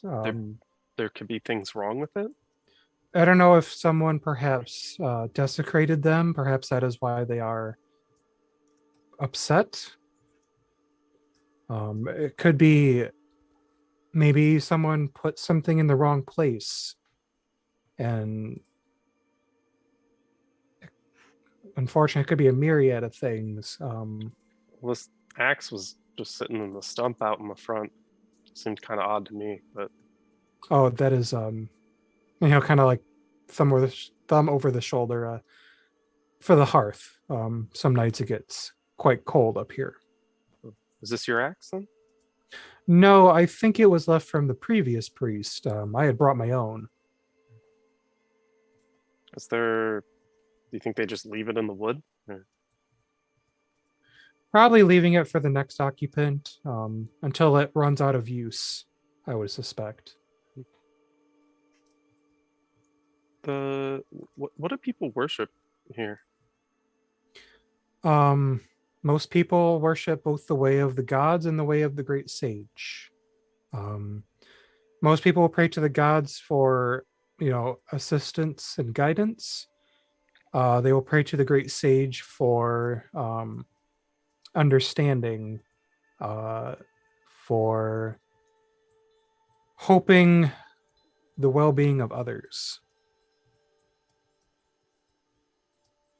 Would you mind leading in a prayer to the sage? Perhaps we can understand the spirits that are not at rest here. We can understand them, might help. Sure, and he'll kind of come over here next to George, and he will put his hands together. Or he'll grab his rosary beads, put them around his hands as he brings them together, and just bows his head and closes his eyes and starts to quietly lead a prayer. George is very interested in this. Flail has been watching Fen sweep with fascination. Fen is wholly dedicated to sweeping right now. I'm He's not paying mostly just attention to anything confused else. what you're doing. I think you're casting a spell. I'm not sure. It kind of feels like it, but it's mostly getting the dirt out, which could also be a spell. As he prays, the last rays of light disappear behind the tree line and in here through the holes from the roof and the siding. And you hear just a pon, pon, pon sound of drums coming from outside. And he stops, like mid-prayer.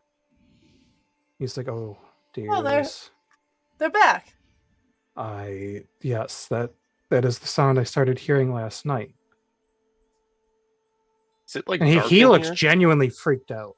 Is it like dark in here from the sun going down, or is it like It started it's getting dark. kind of without realizing it? Just the sword on Sacriel's back will just light up on the pommel, and it'll just shine a bright light within 30 feet. Okay. Oh my god, that's so bright. That's like right at eye level for me. Oh. Can you like tone it down just a Here, little bit, or I'll- at I'll least give stand- like warning? I'll stand back up. Okay. Okay, cool. Thank you. It's cool though, but oh jeez. Sorry, I don't know why it does that. Really? It just does it? Yeah, sometimes. Do you want me to ask Gene about it? He might know. Sure, you can ask Gene about it. Okay. Hey Gene. New buddy Sacriel here's got this sweet, super cool sword that just like glows sometimes. Do you know anything about it?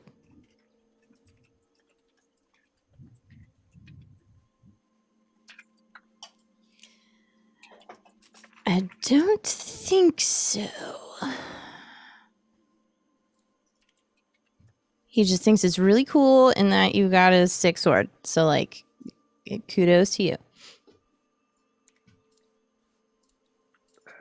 Yeah, I don't know if it's the sword. It happens on a lot of things. Oh. Cool magic stuff. I like it. Do we want to go outside? Oh, hey, Flail, you're running out there. Flail. Fen will just drop the broom and run over to Flail. Sacriel will follow. I was just stepping out on the porch once I heard the drums to look over, and What do I see?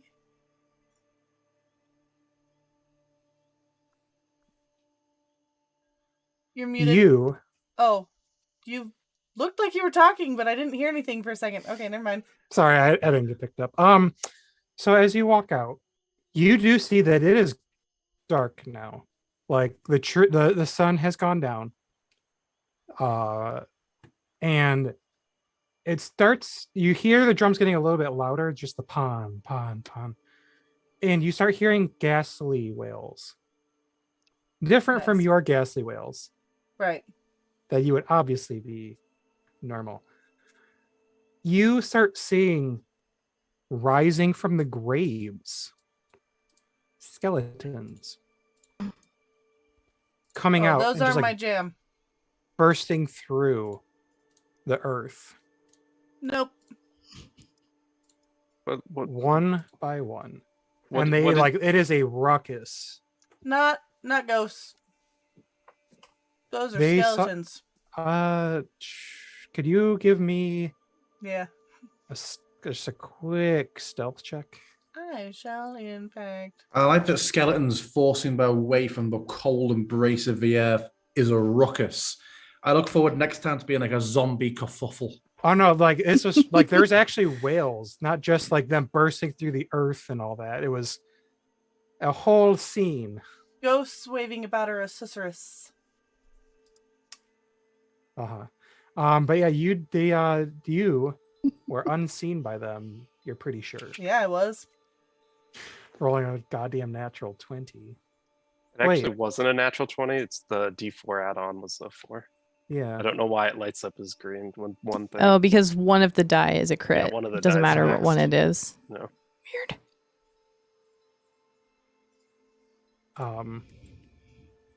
And you all actually hear like, bones rattling, whales going about, and just like the walking around of something.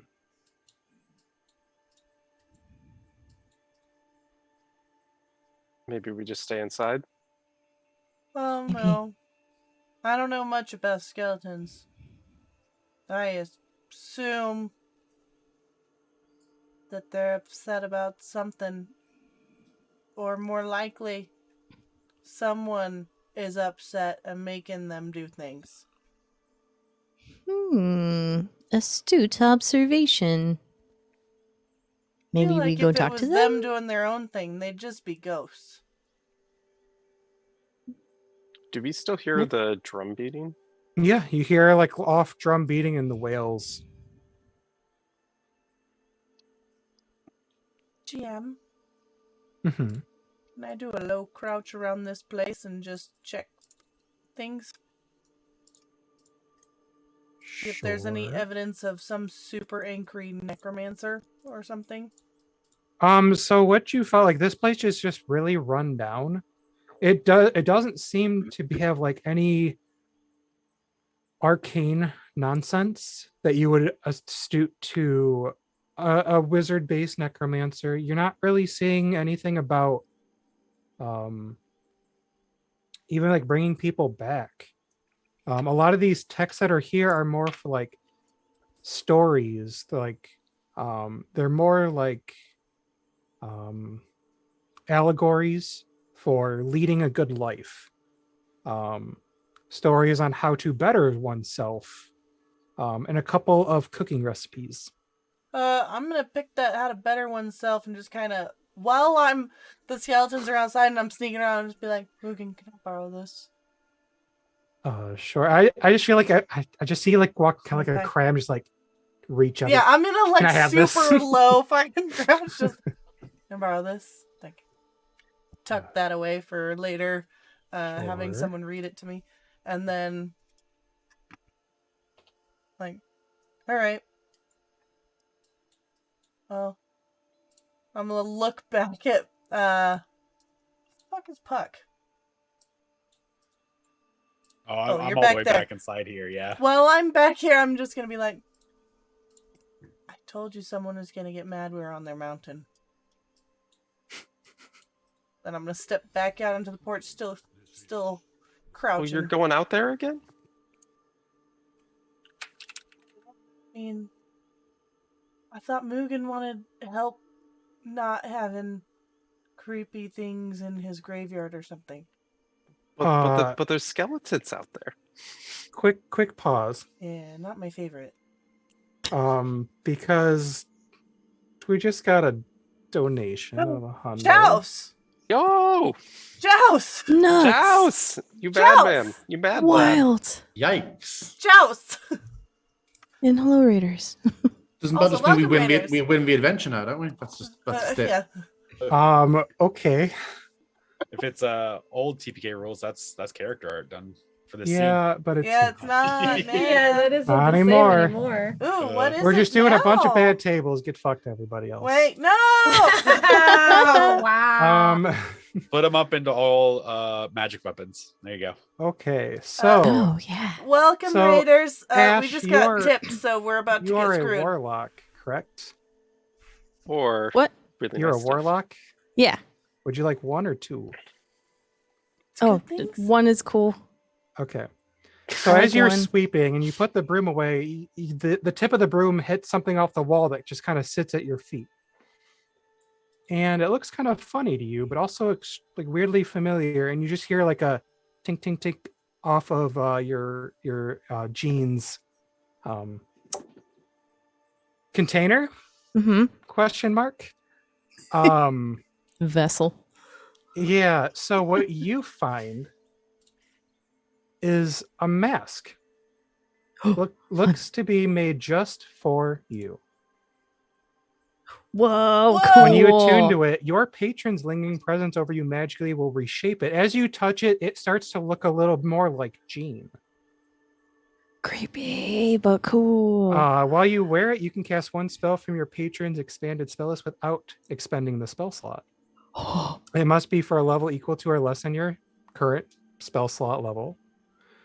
And it will always be cast at its lowest level, Okay. regardless of your thing. Once a day. What? Amazing. Huck, what are you? Oh, I lost it, but I'm gonna I am find a it. fighter Oh and a god. half dragon. Okay. Would you A or B?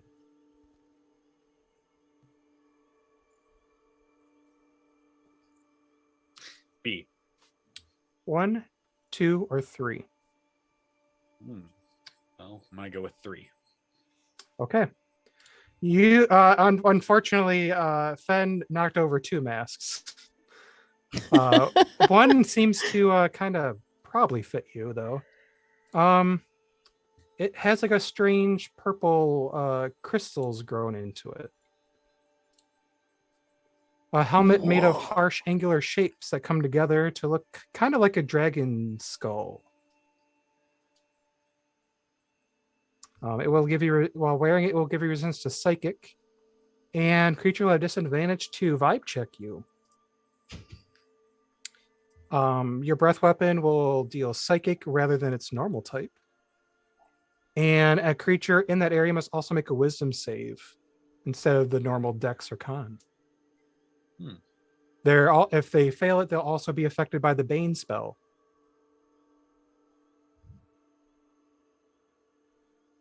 It's fucking cool. Who's next? Purple, you are a paladin? No. You're a Sure. barbarian. Maybe, right? I don't know. What are you? I need to know.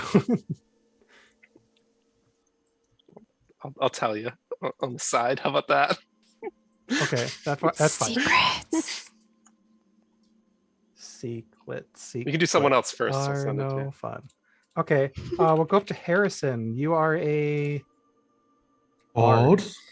Would you like 1 or 2? 2. All right. You find just like kind of laying around a little dusty in here. A lyre. The liar's lyre. Oh shit! I closed it as soon as you opened this. Sorry. This magical lyre strings reverberate with enchantment magic when you tell lies, allowing you to deceive creatures more easily. You have advantage on deception checks.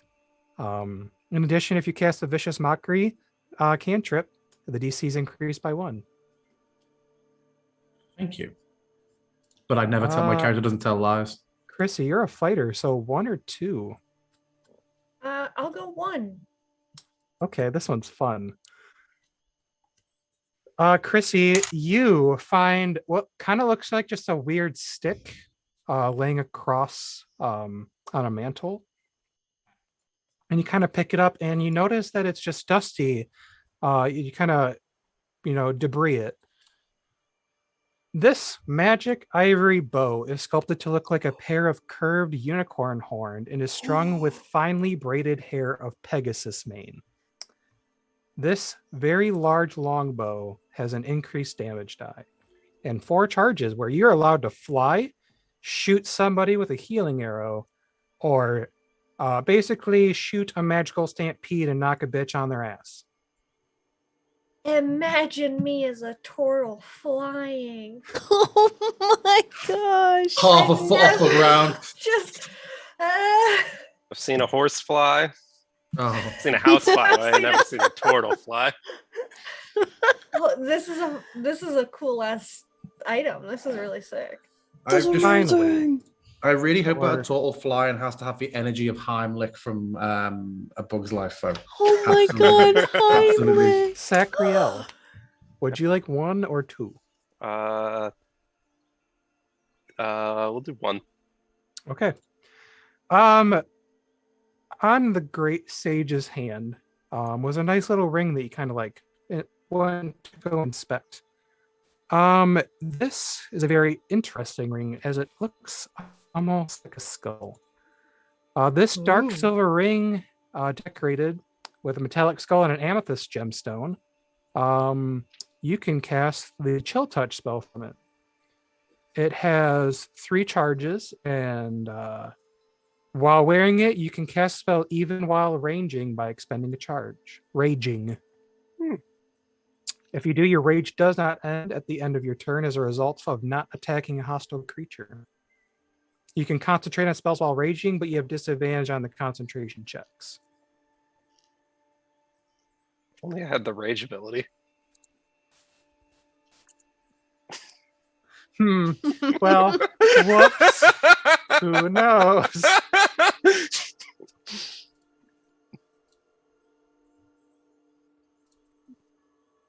Okay, back to skeletons. Thank you, Jouse. Yeah, Yes, thank you so Dankeschön. much. That Jesus. was amazing. Hello, we are kitting our people out early on, so nothing that I have ever prepped for these 15 first sessions is going to matter anymore at all. It's just going to be a fucking cakewalk and a real quick 6-second suck fest for everything. No. 6 don't do seconds, it. that's all. That's all you need. If you're going Anyway. twice, sure. Phrasing. Anyway. Flail, as you come out here, the skeleton, they seem to ambulate without purpose.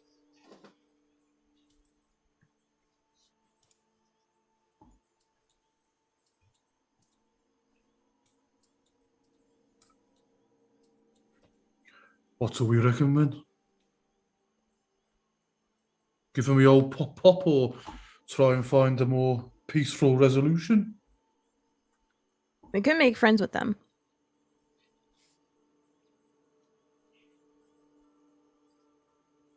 Flail doesn't look convinced, but she's also whispering under her breath like we can't hear anything she's saying.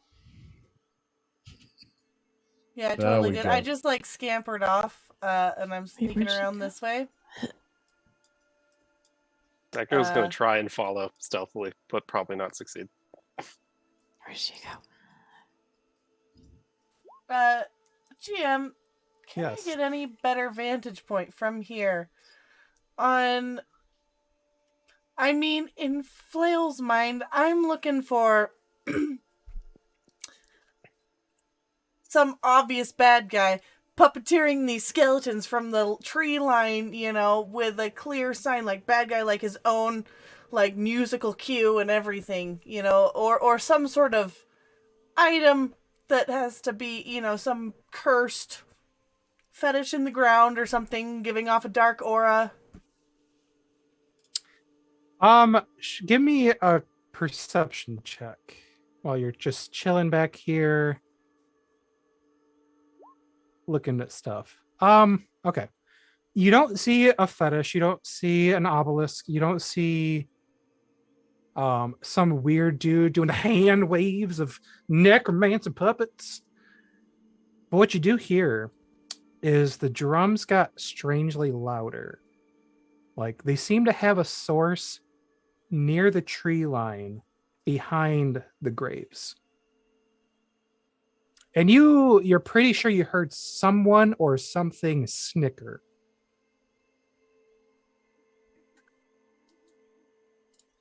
All right, are you still letting me use that stealth that I rolled? Since I have not stopped crouching since then. Yeah, since you have stayed in crab mode, you're good. Yeah, I'm just gonna creepy up onto the tree line and see if I can get a better look into it.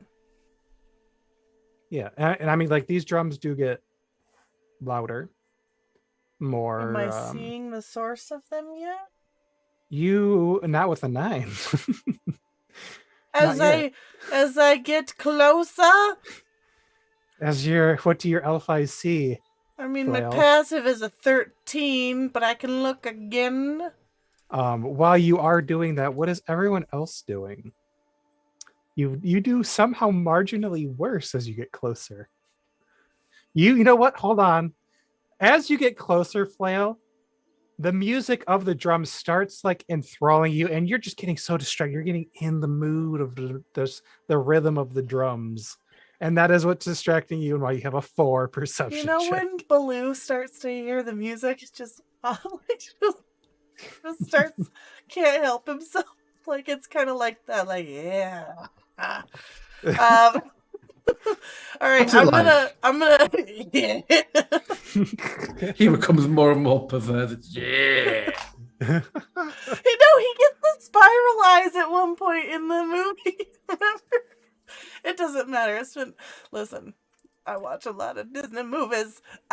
So Flail's gonna just kind of like shimmy crouch her way back to around the rest of the crew. Okay. While she was being crab, what were y'all doing? Saku was trying to follow her and failing at it and being really loud and clumsy. Oh, and squeaky didn't shoe really get too far. syndrome. Yeah.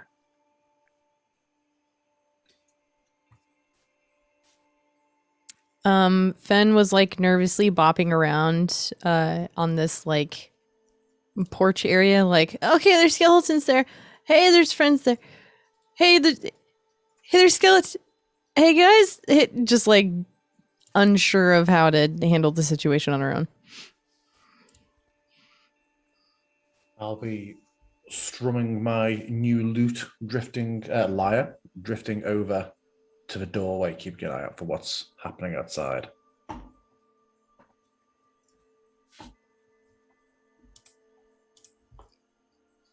Yeah, unless explicitly told that there was something happening outside, she would have just made sure, the Kit would have made sure to stay in front of our host or our guide, because we were also told to keep him safe.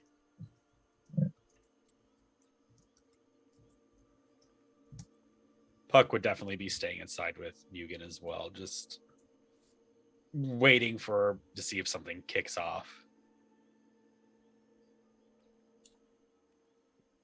If everyone's still back here, then, like, kind of waiting, I'll just come back and give Sakura, like, a good, like, good job. Where'd you go? Your armor is kind of, like, really loud, though. What? I don't have armor.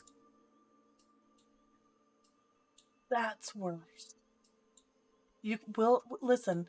It's like a ball of the foot to like heal. Like it's like you just lower yourself. What are you talking about? I'll look for it later. And I'm just gonna kind of peek my head back in and just be like, "There's some drums up in the forest. If we want to go up there, I don't know who's up there though."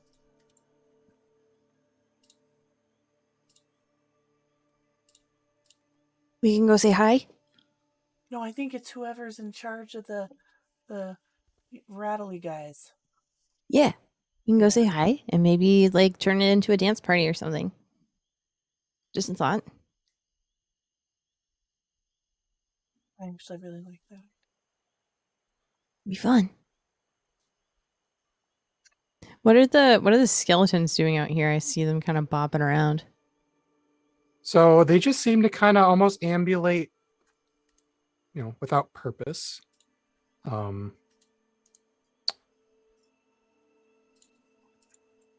Until you start getting close to one. And when What it if I turns was its trying to sneak up to it Oh. so it wouldn't actually see? give me a quick That's- stealthy. Oh gosh, okay.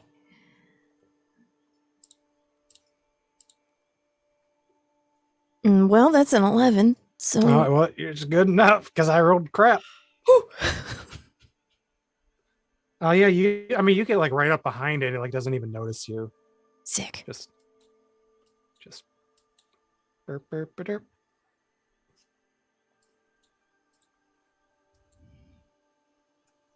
Oh, hi, George. They seem to be shambling about aimlessly. But to what end, I wonder? That is the question.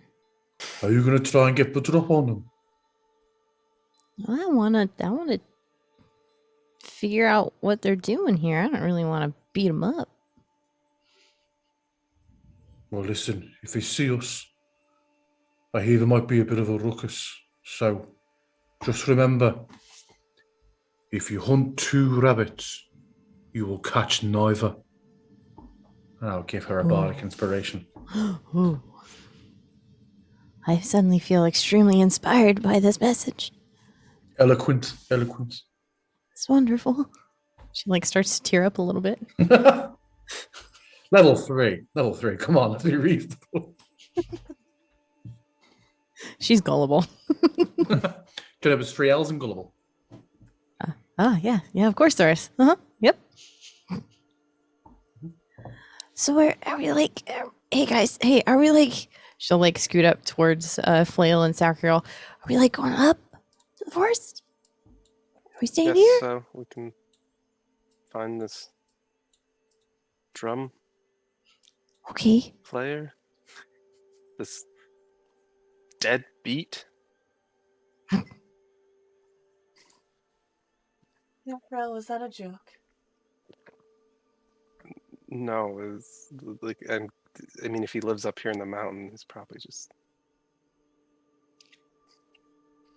It means you're becoming more comfortable with fear, Sacriel. I'm proud of you.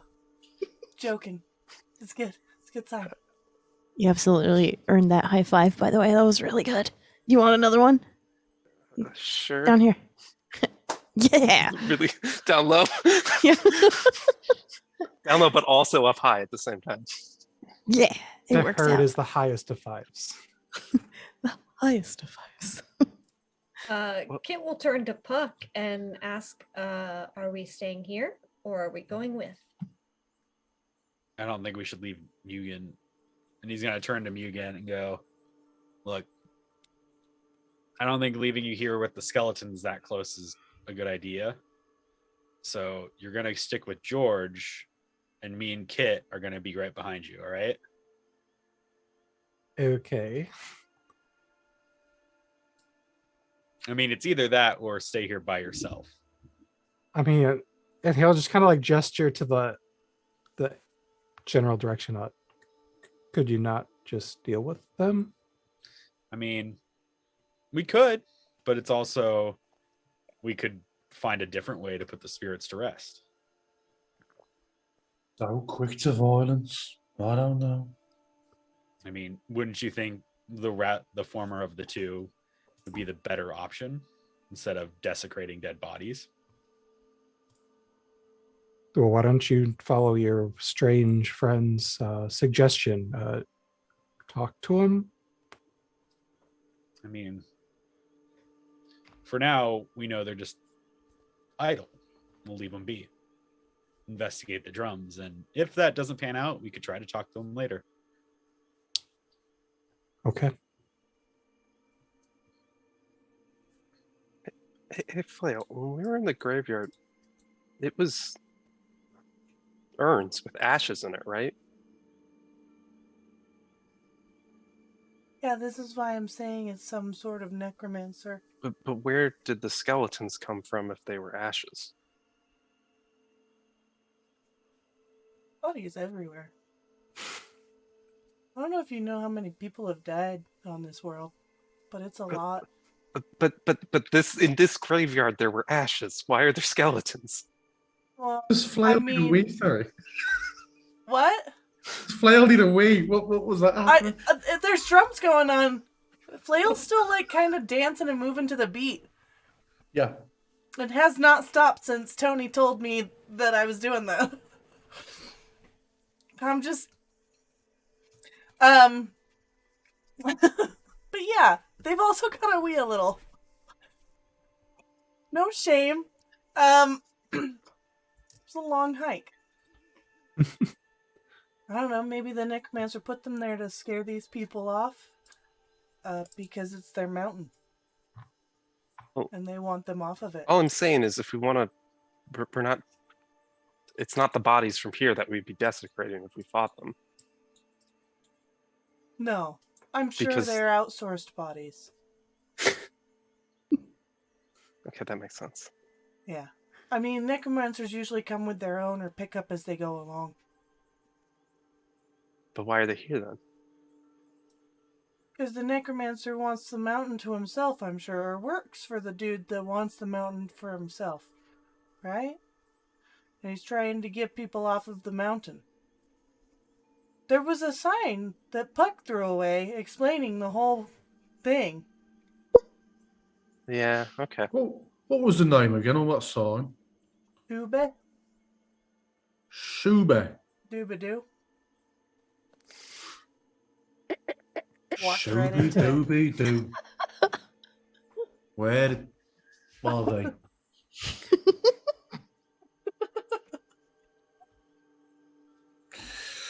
Well, if it comes to anything, if Shobi shows their face and their intentions aren't good, rest assured we'll be fine. I myself am feeling particularly scrappy this evening. Wow. All right. So, You GM, I daring think the bone. goal is Let's that- start moving. Yeah, we are all Yeah. moving, And with that, but yeah, the Motivational. intention. Can I please receive just a group stealth check? Oh, yes. Good, I thought I was getting psychic damage in. Can I just note that I do support the idea of having our guide in between the three larger creatures. Yeah. Yeah. Roll 20. Does not like me. Oh, it hasn't actually fed through into roll 20, but I rolled a 0. Oh, it's come through as a 7. Oh no, it was a 7. I just can't read. Okey doke. Do. Let's see, a 20, a 22, and a 14, huh? Okay. And a 12. Well, yeah. Sorry. Highest. Oh, High okay. 3. Sorry. Gotcha. Yeah. Okay. Yep. Good. All right. So, you all make your merry way up here. Yeah. And you all do hear the drums getting louder as you. At first, it kind of dies out as you kind of go around the temple. And as you start getting towards the back, it starts to get louder again. It seems to be coming from like this general area. As a note, the light is still on Sacriel's pommel of his blade, but he has put his hand over it, so that it Oh. won't light up. Okay. Good to know. But it's still there. Because yeah, you do kind of just see like the skeleton just, and it doesn't seem to just like shuffle. It does seem to like have normal walking, but like it doesn't seem to be going anywhere specific. Does it look? Give Oh, go ahead. give me a vibe check. Anyone that's checked out these Nido skeletons can do this. Vibe check. Really? That's insight, right? Okay. Yeah. Damn It's it. such a bummer to watch Sacriel's actual rolls versus what they're rolling with the exhaustion because they're killing it on rolls and then the exhaustion just knocks you down a peg or two. Yup. Would Dang would Flail like to vibe check the skeletons? Also, don't forget you have insight. Insight? What do you mean? Inspiration? Inspiration, thank you. I was Sorry. like, I do we have the know. skill we're using? I'm Sorry. confused. Sorry. I said Don't the wrong forget. words. Don't forget, Luca, you have a character. Yep. I was so confused. Don't forget, you're rolling dice. Flail and Sacriel. Sacriel, you know this more because you've seen Flail. Flail, these skeletons aren't having a purpose to their movement because you're pretty sure they're doing it to the beat of the drums. Like you. Oh, shit. I mean, this just confirms what Flail's already put together, so and also shared with everyone already. Yeah, but you feel like this is much like how you're dancing to the drums. They're doing this of their own volition. Because each one isn't doing the exact same like mirrored movement like you might expect. They're all doing their own groove. They just vibing. Interesting. Does it look like these skeletons like have like dirt over them? Are they like muddy? Are they clean? Does it look like they came out of the ground in the last hour? Or does it just look like they're skeletons?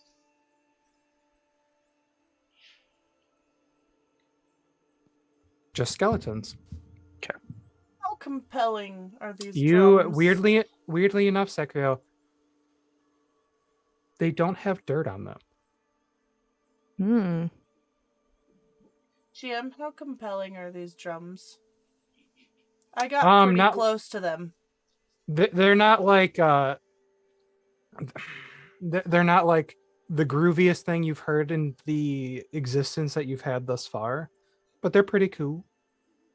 So it's not like the skeletons are, Charmed? yeah, or No. otherwise compelled by just a really dope beat. And they're not being puppeteered. No. They look like they're literally just having a dance party.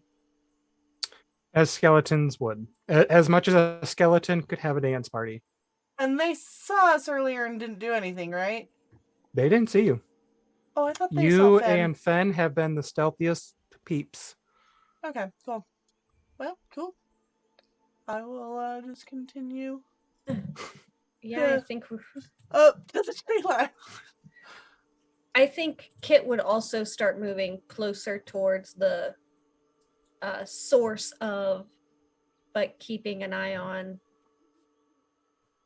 I keep wanting to call him a name that isn't his. I keep wanting to call Negan, but I know that's like a Walking Dead character or something. So what is it? Mugen? Mugen. Mugen. Mugen.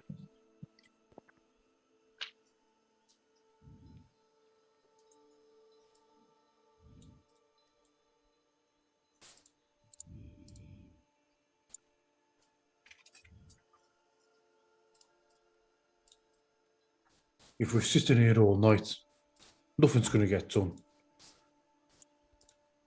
I vote we just go around, pop our heads out, see if they visit violence upon us or not. What do we think? Otherwise, we'll be going back to sleep. What time is it now? Must be at least the hour of the cockatiel. I forget the time. I don't know if we've changed time zones. Oh, hold on. I can get that for you. Since you asked so politely. It is the hour of the dog. The hour of the dog. You know what they say. Let's get asking. Who? Well, you already just like I said. You know what they say, so there's no point me repeating it. So Who? we might as Who? well. Who? They. You know, the eponymous they. Flail, you notice something up in the tree. Something playing its belly, making some drum noises. Yep. You are unnoticed, but you see a raccoon dog sitting up there, pounding its belly.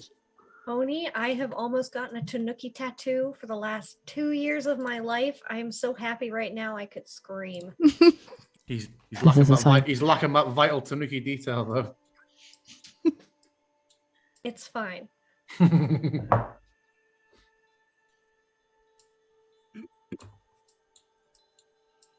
And you start noticing, Flail, when you start like looking around more, that there's others and over here in these trees.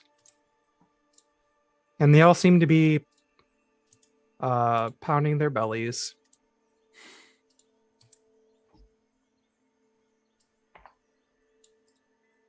Okay. I'm gonna just kind of like turn back around at the others and just do a shh and then point up into the trees.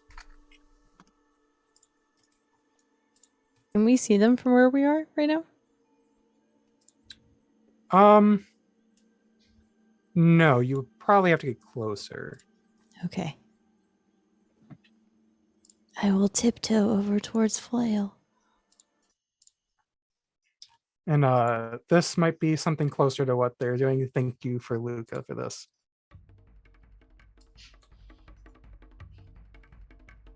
It's pretty good on their little Yeah. tum-tums.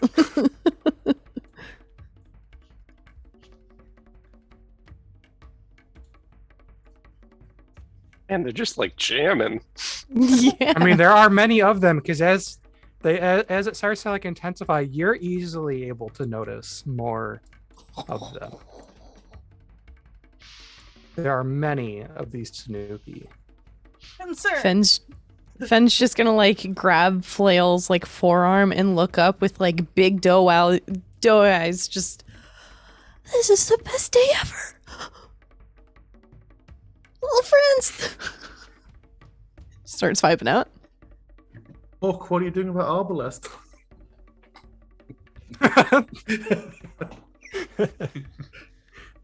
See, it's funny you mentioned that. How far away are they? Oh my god. They're a little too far for what I want to do.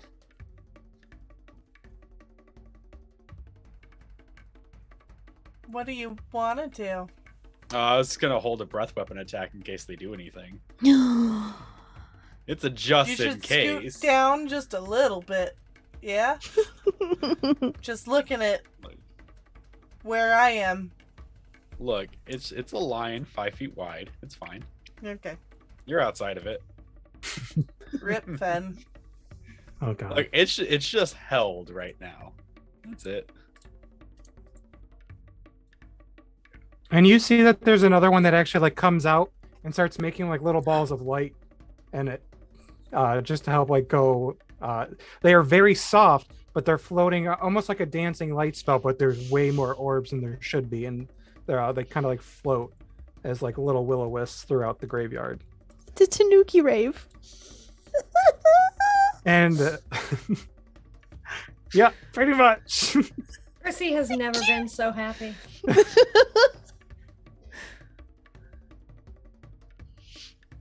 So Kit is going to...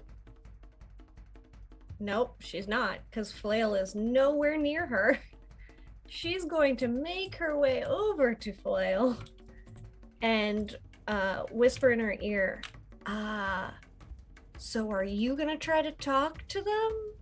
to get them to stop the rave?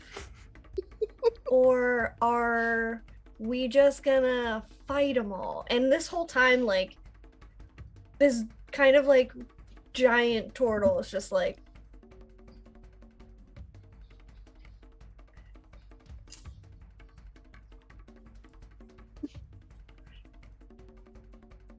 and she's like, Flail, are you doing this? Because I don't know that anyone else really should.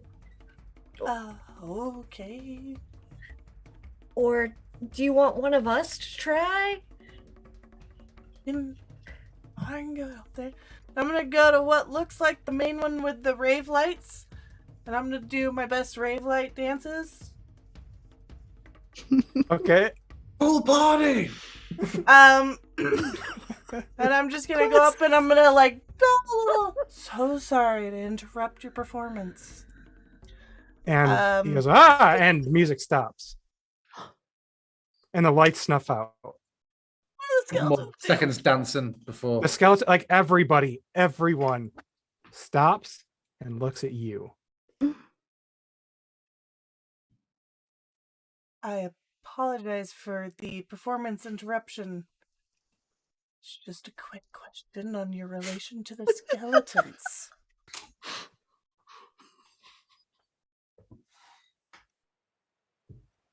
Look up there looking real intense.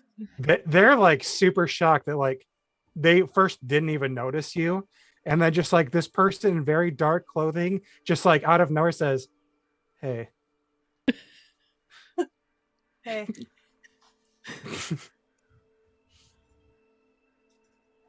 Kit will, with no music playing,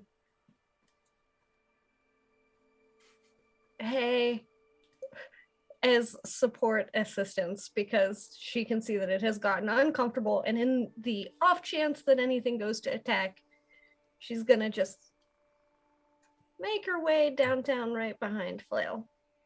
Yeah, as I'll do similar, but as I do on the slight hollowed interior of my lightly shelled stomach, sort of keep drumming. Aftershock. As George starts doing that, Zachary will just start doing the flashing light by taking his hand off on and off the pommel of his sword, and also move over. So they kind of look at you and they kind of look past you, Flail, to see Mugen. And he kind of grumbles and he like folds his arm, just like this person's pissed. You didn't think you'd be back and bring a bunch of warriors with you. Sheesh, why'd you get lost? Oh, snap. And like he glares at Mugen. As like you see these skeletons like ready to come at you if you do something. Oh, just a quick question. I'm very appreciative of your arts. I can tell that they come from your soul. As a student of the arts myself, I really picking up what you're putting down. I was told there were ghosts here. Is that not? Are there no ghosts? Ghosts up here? No. Wait, you can talk. Do you? What about the skeletons? Yours? And I'm gonna just kind of point to the skeletons. What if they are? Oh, I was just checking. And then you'll see one. What's the deal with him? And I'm gonna point to Mugen. He's some weirdo that came up here to our place, and you'll see one of the Tanuki just kind of like slides down the bark of a tree and just kind of does a good old tumble roll right up to this guy's like, wait, they might be able to help us. Like, shut up, Pan. Talking. Yeah, no, what you got for me, Pan? And like you'll just see him just kind of like turn over and just fucking glare at Pan. Such a big vibe of quiet, you. Back. Um. Fine. I don't know. Y'all seem the same to us. To me, maybe you're different. There's a bunch of kitsune that decided to bully us out of our normal spot. So we came up here where it was abandoned for a whole lot of years, and he'll just kind of gesture to the dilapidating temple. And then this weirdo shows up and ruins our fun. So we're not getting kicked out again. And we... All right, hold that thought, Pan. Hey, Sacriel. What was the deal with this temple? What was its They thing? worship the sage. The basically what people have, what they work for themselves. They gain kind of glory to everyone by sharing in each other's experiences. All right, cool. So like, seems like this temple would be cool with sharing the experience of this land. Mm-hmm. Yeah. Like, Mugen could party a little bit, and these Tanuki could like maybe chop some wood. Or just I don't let much the reckon house that be. Mugen's up for much partying. He doesn't let a partying kind. So it's time to learn. There's always time to learn. To party. Yeah, the party is the important part there. Yep. Yeah, well, you ruined ours, as he like interjects. Oh no, I just had a quick question. I was worried about the skeletons, but if they're with you, and they're cool, they're having fun. I'm not used to dealing with those, people that stay around that have parts still. So that's interesting. But cool, yeah, go party. I'm gonna go talk to Mugen. Before and I will bow again. Really quickly though, like on a scale of 1 to 10, likelihood of you like chopping wood, dusting, cleaning something every once in a while. Oh, like to wait. Mugen? Wait. No, to the Tanuki. Yeah, Just thinking. This is right, good. but like we also want everyone to do all the things. Like they should join in the experience of the posterity of how Mugen lives and vice versa, right? That's what we're going for? Yeah, the temple thing. Yeah. You'll see like he has not told you his name. He'll look over to Pan. And you'll see like the other Tanuki and the trees look over to each other. And just kind of like hear whisper like, no, we're not here to live like you. What if you kept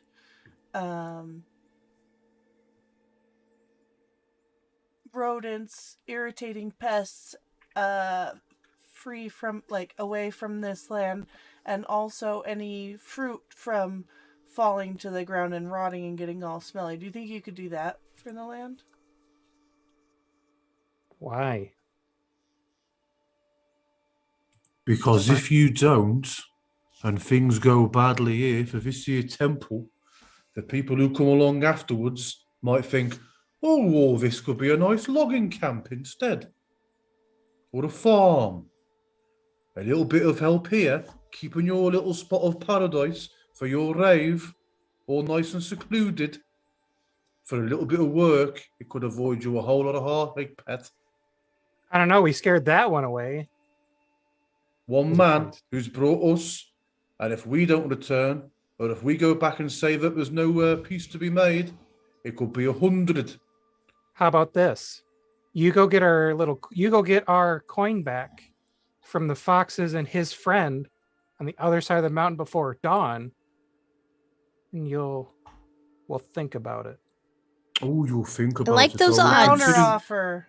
Consider me convinced. counter offer, you and the owners of this temple all get along and share in the land. They get to have their little temple, and you get to have your raves. Feels like a pretty good deal. Get the coin. And maybe. How much coin did these foxes take from you? What? It's our One. coin. And you just hear a coin! Can you tell us what the coin looks like? Is it just like one of these? I pull out a gold piece. No. It's brass. Ooh. Is it big? Is it this size? He like snatches it from your hand. I give it to him, yeah. Bigger. How much bigger? This bigger. Whoa, that's a big coin. More of a coaster, really. Yes. Is there like anything on the coin, or is it just like cool looking brass giant coin?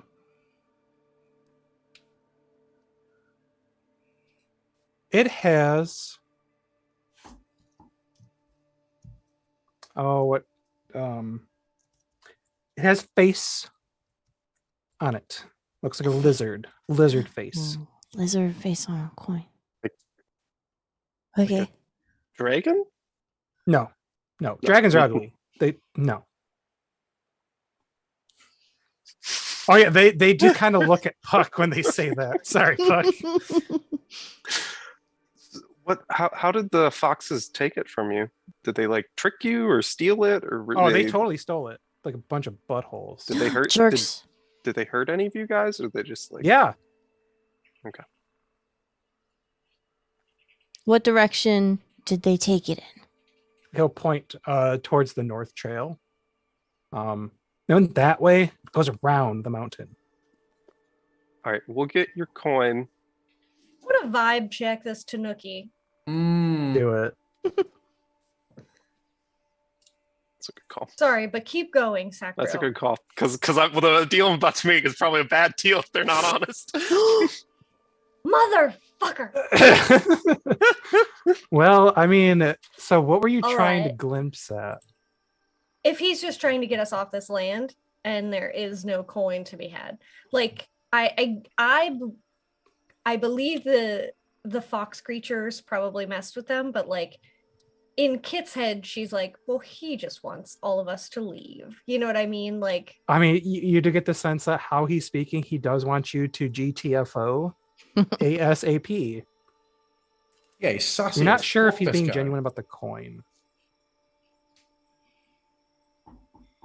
Well, mean- all you needed to tell me was a direction, and Fen kind of claps her hands and she just starts walking down the trail. wait. As a group, we stay together. She's like walking in place and just looking at you. Good. I'm spooling up. I'd like a little bit of good faith here, my friend. We'll go and look into this errand of yours that you so unceremoniously dumped upon our footsteps. But I'd like some collateral as a show of good faith. Put his hands on his hips. Yeah, you would do well to look indignant.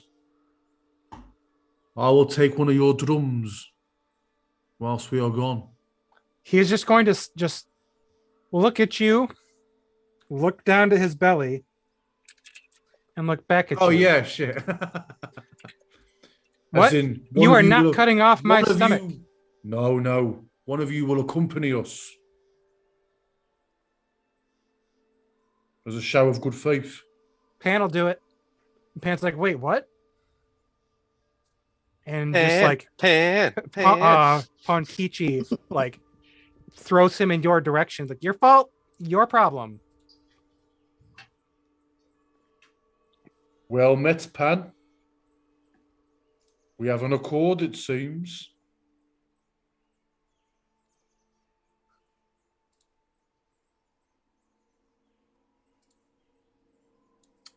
And he just like mumbles, great. He said your fault. Why is it your fault that this big coin was stolen? No, He said your fault, your problem. because I talked to you guys before I should have. Very well. Come on, pet. Let's get going. Time's getting on.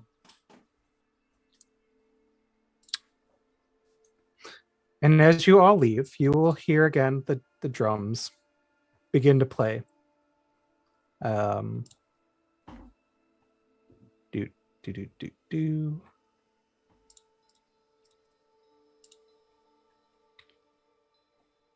As you all keep taking the trail north, it winds around, and a silence falls over you as you trudge down it. With a full moon overhead and the hooting of owls in the distance, Mugen is lost in thought for a time. As you walk, he says, I thank you for doing this.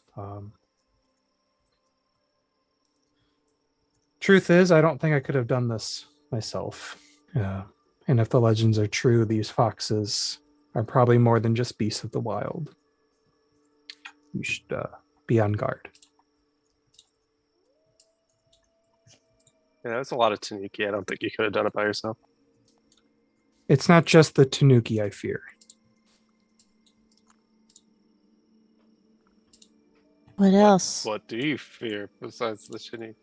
These foxes they spoke of. Oh, well, I mean, you didn't have to. We didn't. If you would have done it by yourself, you wouldn't have had him in to deal with the Tanuki. But... As you journey down the far side of the mountain, you wind your way down the trail in the pale moonlight as your feet crackle, crackle, crackle, with the sound of dried, crunching pine needles underfoot. The further you descend, the more mist begins to accumulate around you. This side of the mountain is in a rain shadow compared to the other side. Thus, the terrain is drier, and the trees are more sparse and gnarled. The sounds on the night are punctuated by the occasional yipping sound in the distance of foxes and the hooting of owls.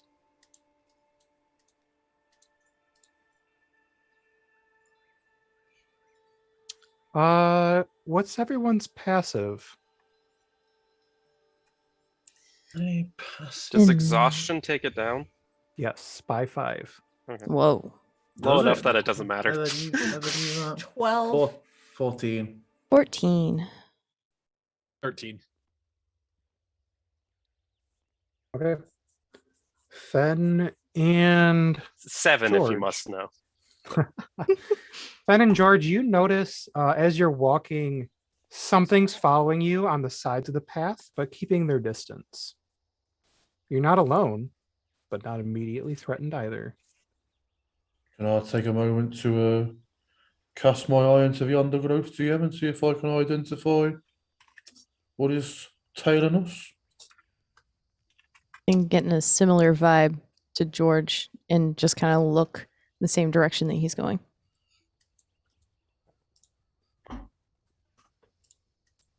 Hello? I see you. Do you want to be friends? You I'd hear nothing more be than cool the with that. yipping. Don't be shy. Step into the light. No? Very well. We're being trailed, but I've tried to make an entreaty, but they are not forthcoming. They don't want to be friends either, which They sucks. do not want to be friends. No, They will not make it into my book. They're That's just pretty big deal. apparently they're just entirely blanking us. And are those the foxes that took your coin? Yeah. The jerks. So, George, would you stop Pan from climbing on the back of your shell? No, absolutely Okay. not. Because I am unless just you're nature's physically big stopping drum. him, he is Yeah. totally going to climb the top of your shell. Oh my god. Is he gonna start drumming on the shell? No, but he will be up there kind of eyeing because he's all of a foot and maybe a half tall. Buddy. So he's small. And he likes to feel tall.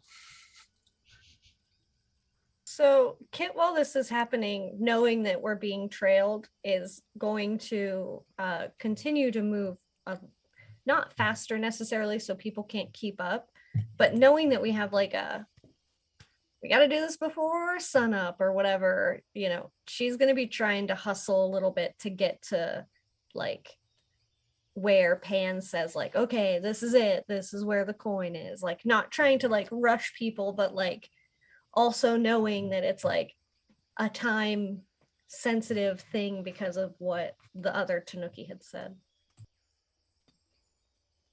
Okay. The trees part, revealing a small valley below you.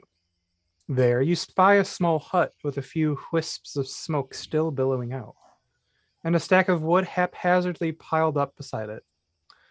Various animal skins are stretched over a rack for drying. Do any of them look Tanuki shaped? They do not. Okay, good. You see like boar's hide, a wolf's hide, and something else you're not familiar with. But not a Tanuki. Not a Tanuki. It's too small. Smaller Good, than good. a Tanuki. It's like smaller than a bread box. As you all kind of start getting closer, you see a figure sitting on a stump about 20 feet away from the house. Their back is turned to you. Draped in ragged patchwork robes. Their hair is tied loosely in a ponytail, but otherwise completely unkept, with straw and pine needles stuck to their hair. And he does not seem to notice your presence.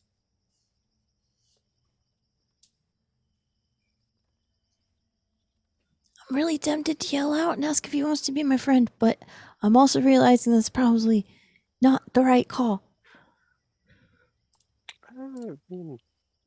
Person living out here alone, we wouldn't want to scare him. This is true. Probably better to call out than to. I think we're still a little bit far away for that, but Shall we go greet them? Doesn't look like a fox. no. But perhaps he knows where they are. He seems to be a hunter.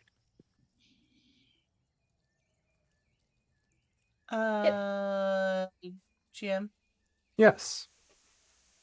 I will nod at Sacriel. Be like, all right, and I'm gonna just bonus action dash, Okay. and like zoom up to this guy. As you get closer, hold on, Flail. Because as you get closer, and I don't know if you'd want to stop before getting as close as you currently are, out of the mist, almost like in a puff, are these white, like stark white creatures that resemble foxes but are bipedal and have sharp objects in their hands. And there's a lot of them. Do they stop me from zooming through? So I would say that as soon as you got to this point is when they appear. Mm-hmm. And they are like at the ready. Do they stop me? Are you going to get right up on them? GM, do they stop me? They will attempt to. Like, how did they do it? You notice, as I pull up their sheets, that they have very sharp claws and teeth bared, ready to strike.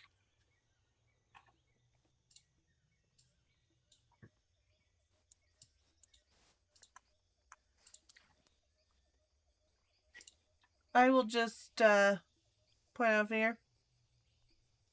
You got a coin? Yeah, this is just giving me like the whole like I just get like a Saitama vibe, just like runs up super duper fast and just like a weird you random talking thing. weavery at me? Yeah, because you're I doing don't the weeb understand what you're thing. saying. You're doing the weeb thing. The one Don't know what you're saying. He's referencing the one acceptable weebery, in my opinion. As you You say approach, that a and lot. these- I suspect that you're a secret weeb. these kitsune pop into existence and like ready. He grabs a stick from below, and you see like he says something under his breath, and you see that his stick glows a little bit as he turns around, and he just furrows his brow. Did the village send you? And it like furrows further, or did the Tanuki? I don't Let him- suppose it matters. Call him A, You're call him trust- B. You are Yes. trespassing. Yeah, I know. He took down your sign. But mostly I'm here for a coin. And he'll like look at you funny, and he'll kind of in his pocket pull something out and just like go through with his fingers. This? Yeah, could I have that? No. As he puts it back in his pocket. Cool. What- why not?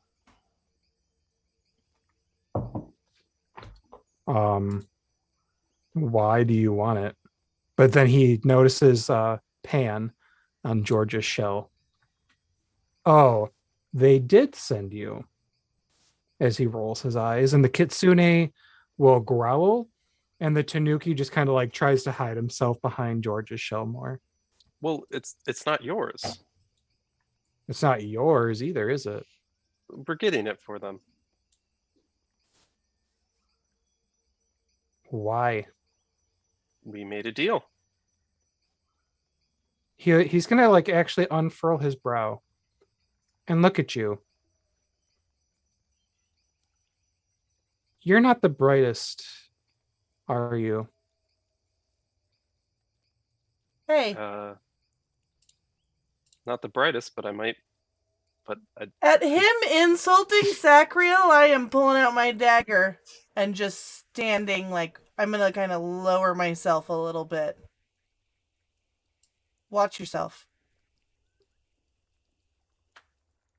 You were foolish enough to accept a deal from the Fae without any real thought about it, didn't you? Also, You were just- foolish just- enough to insult my best friend. I would like that coin now. I would say or, but I'm going to assume it has something to do with your little butter knife there.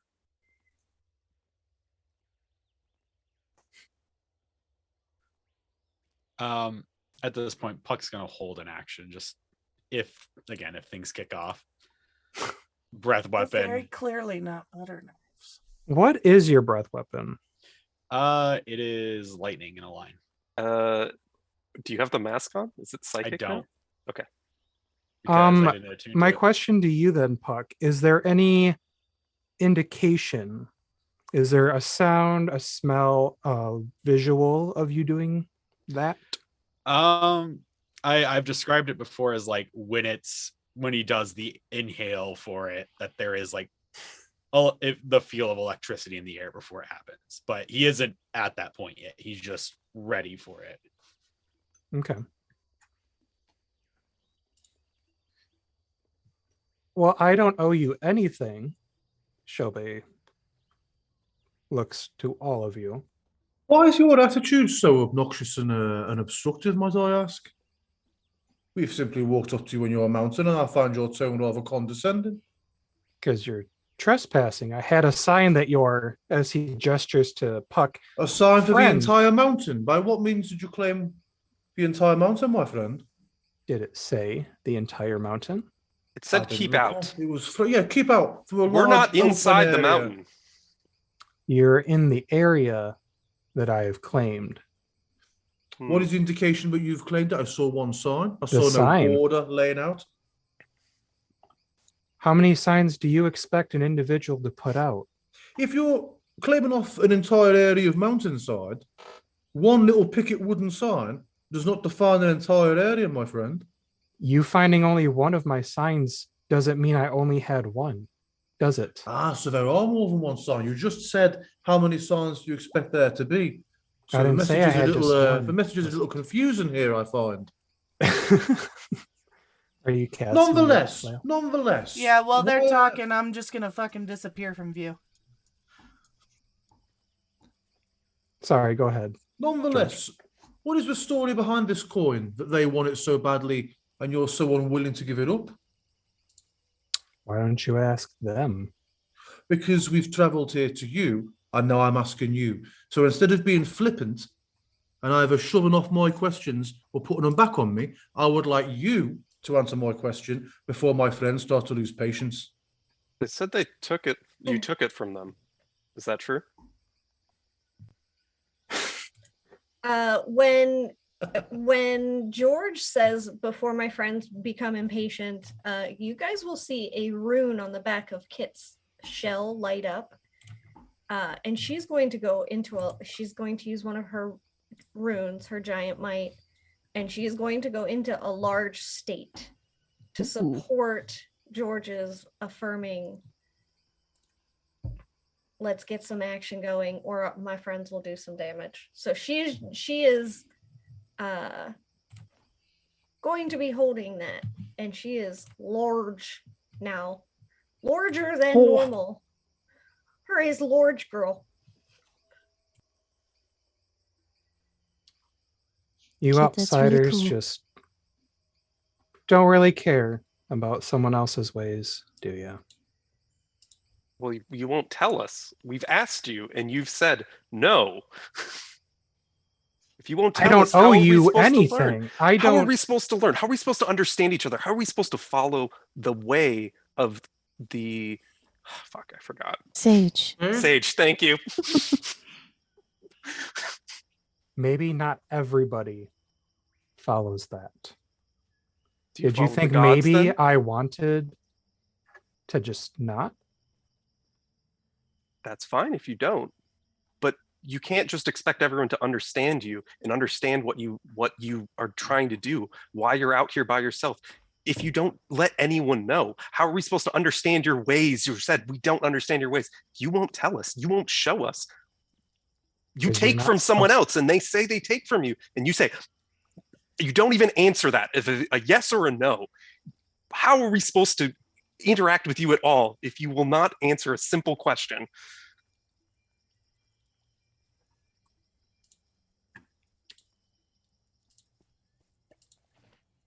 One second.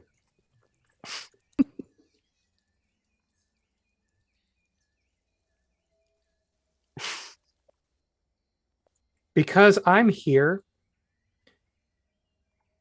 away from everyone and everything, closed off from society beyond my control. I wanted to be alone. I wanted everyone to just stay away. Let me be. They don't want me. That's fine. I'll sit out here all day. But nobody gets to come and tell me otherwise. What's this got to do with a coin? The world's When a I was big place. exiled here,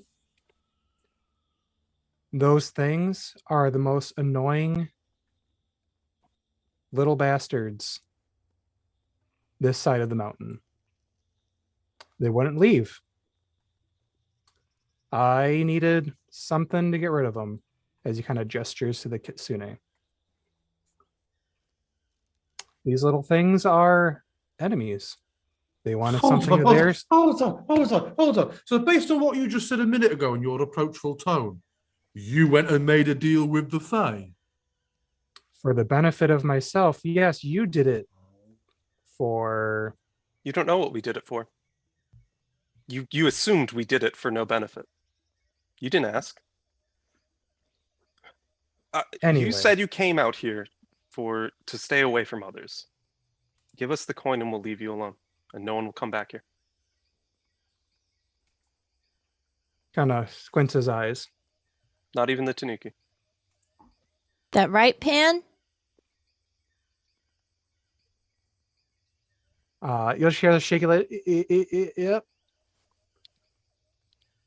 Can I vibe check Pan real quick? Yeah. Okay.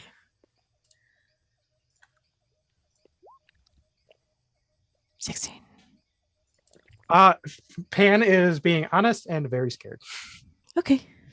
Because there are many kitsune who want him dead. It sounds like the start of a fruitful deal here. The coin is returned to us. We return it to the Tanuki. And as part of getting it back, they promise to be good neighbors. I don't want them to be neighbors at all. Okay, then it seems you are set upon belligerence, are you not?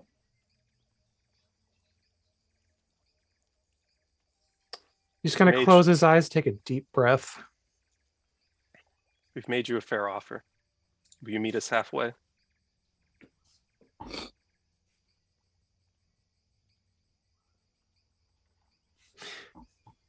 Flail, are you doing anything? Well, but besides obviously being invisible.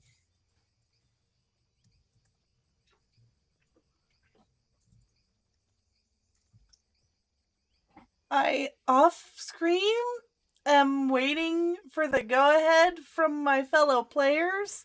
Okay. He doesn't want to talk. wait a minute, but clearly it's been longer than that, so yeah. I am going to do I'm gonna attack. I will do with both daggers with a sneak attack, and then the double the sneak attack, and it's gonna do the my spread it on to the other guys. The whales from the grave. Whales from the grave. That one. Hold on just a second. So, hey, Luca, how would you like to just literally immediately coup de grace this poor guy who was about to make the deal as you murder him? I am making all my rolls. Okay. Because I want that full damage. Okay. You will not take this joy from me.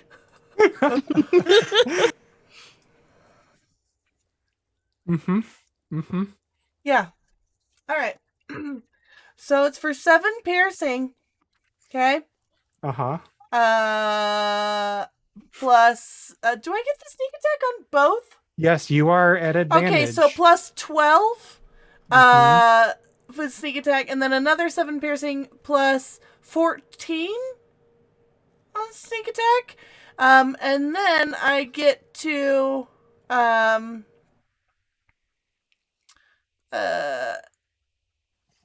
target the surrounding foxes around him, and then do half my sneak attack damage to them, so 6 and 7.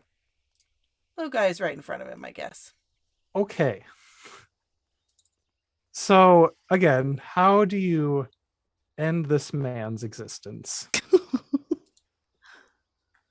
I'm just, like, gonna just come up and just from around the side go right up in right here, on either side of his neck, right where the muscle and the vein is, on either side from behind on the side.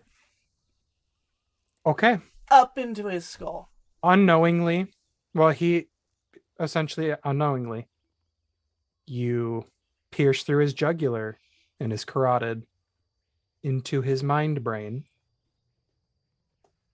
He has like this look of shock and fear as he falls and crumples off of the stump as all of the foxes stop looking at everyone else and turn to just kind of like, They still don't see me. I'm invisible. not when you It attack. lasts for up to an... Oh, does it drop when I attack? Yeah, okay. It drops when you attack, and they'll just come and turn, seeing him dead. Yeah, okay. With you with your daggers up, and they're more looking at Shobe. Yeah, me too. I'm gonna look down and grab the coin. It would seem your deal is concluded. They kind of look at each other, kind of confused, and they slowly begin to walk and turn into mist.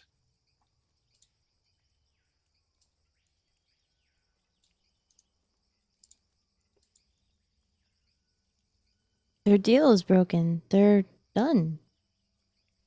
I agree. What did you do? I got the coin.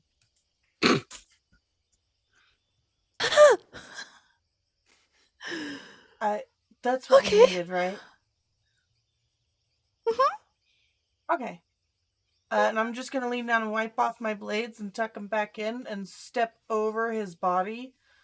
And walk back and just Sakura, I don't know why you've got that look on your face. You were there in the bar when those guys were mean to you.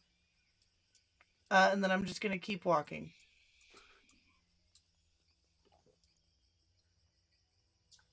In her very large form is going to follow because the goal was get the coin, return it by sundown.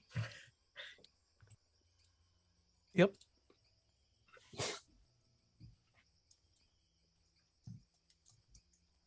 Does anyone do anything else? Sacriel's gonna go up to the body. Is it just like slumped over? Oh yeah, this dude had like nothing. It just He's done. gonna position him in a respectful position at least, and then kind of take a small bow and do a little prayer. What? Okay. Lael's muttering to themselves Okay, about okay. you having done this before in the bar as well. He's just gonna. I'm sorry. Stand up.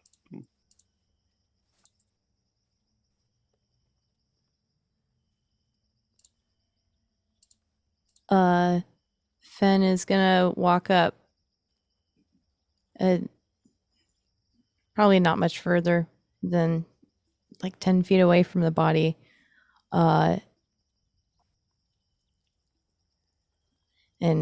just kind of like it just looks like she's kicking some dirt on it, but what she's really doing is casting Earthbind, and it's just gonna like envelop him in a mound of dirt. She'll just kind of nod and walk away. Sacriel will nod at that. Follow him, walk as well. Sun's getting down. It's the hour of the gopher or something now, I think. We should get back post haste. Yeah, let's do that. I'll stop and wait for Sacriel and then link up with him again and walk with him. His head's down, but he'll keep pace with whoever's moving. All right, bud. Puck will make his way to Mugen, and then as he walks by Phil, he'll be like, "Good job," and just keep going. Thanks. Did you like Mugen wasn't there? You know, Nope. Is everything okay? You all Yeah, seem we got kind the of coin. depressed. Who's depressed? Oh, for frame of Frustrated. reference, Puck is still as neutral as he always is. So What was that, George?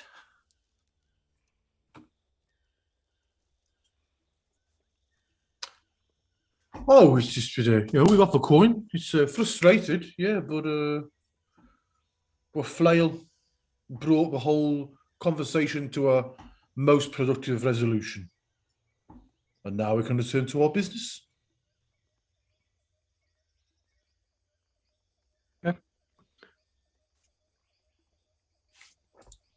It is tiresome as a walk, as you have not really rested too much today, aside from like a side snack. As you all make your way back to the temple grounds. I'll be normal sized by then. Oh, look how convenient for me to resize. As you see, like these skeletons are no longer here. They are all now back to their Tanuki form because Tanukis transform with their little leaf hats. And they're jamming because they didn't even expect you people to be back.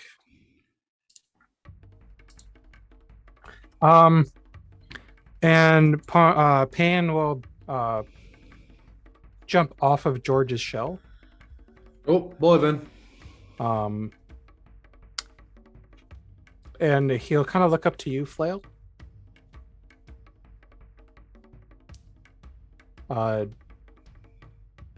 You got the coin, yeah? I do. Okay, cool. And he'll kind of like run off to Ponkichi. I don't hand it to him. Oh no, he's not expecting you to. Okay. And he'd be like, look, they came back. They got it. Yeah, and like Ponkichi will just like fold his arms and like glare at you like, did they? And as you bring it out, like they all just stop doing the drums from like coin, and like they just start going back to their thing, just like jamming even harder.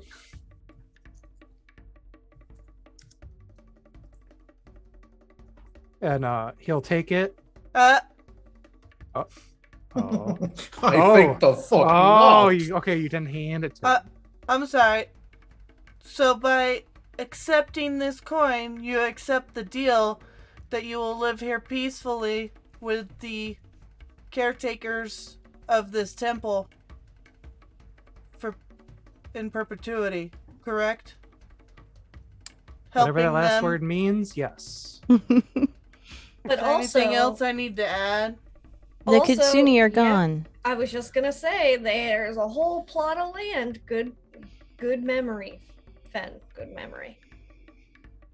They'll kind of like look around like, this place is better. Better moonlight as they all just keep going. All right, so you accept the deal then, Sure, and we are whatever. owed nothing further to you. Just the coin. Okay. So as you hand it to him, he takes it. He kind of like brushes it on his fur. He's like, neat. And he'll just like huck it over into the woods by the other Tanuki. Cool. As That the does dawn not breaks, phase Flail at all. as the dawn breaks, you all hear something buzzing. It comes like it's rapidly approaching from deep in the woods. Something that joins the Tanuki as they flutter about. Very small, even smaller than the Tanuki. That all kind of look at you quizzically.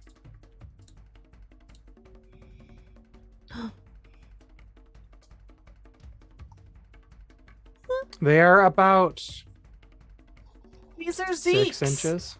Yes. These are about 6 inches long, maybe a little bit longer. The size of like a hummingbird, perhaps. Zeke, did you really name these birds hummers?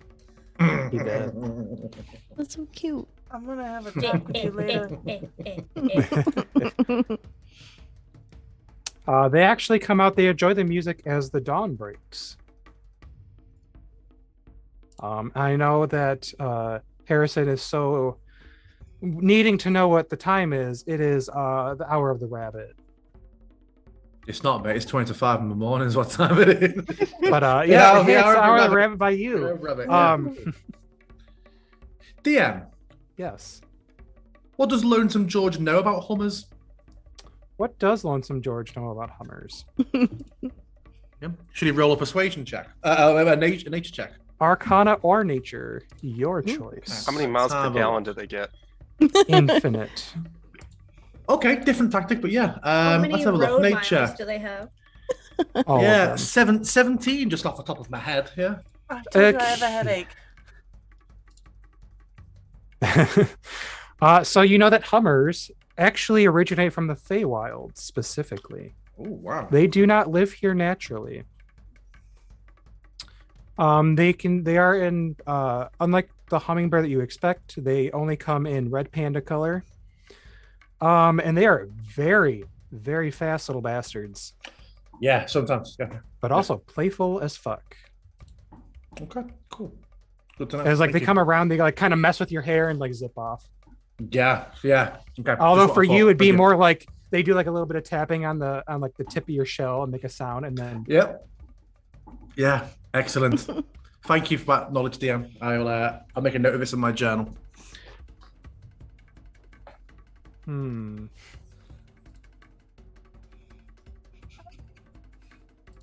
to clip Tony saying all of that with his mouth.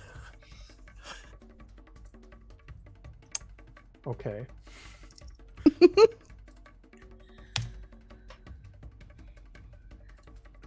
Anyway, unless you are like trying to find out more. I mean, if there's more facts about hummers, I would absolutely love to know. Okay. They actually typically go in zigzag patterns. They do not fly in a straight line unless they have to. Yeah, variety. Yeah. Their main food source is flowers. So nectar. All of this tracks so far. And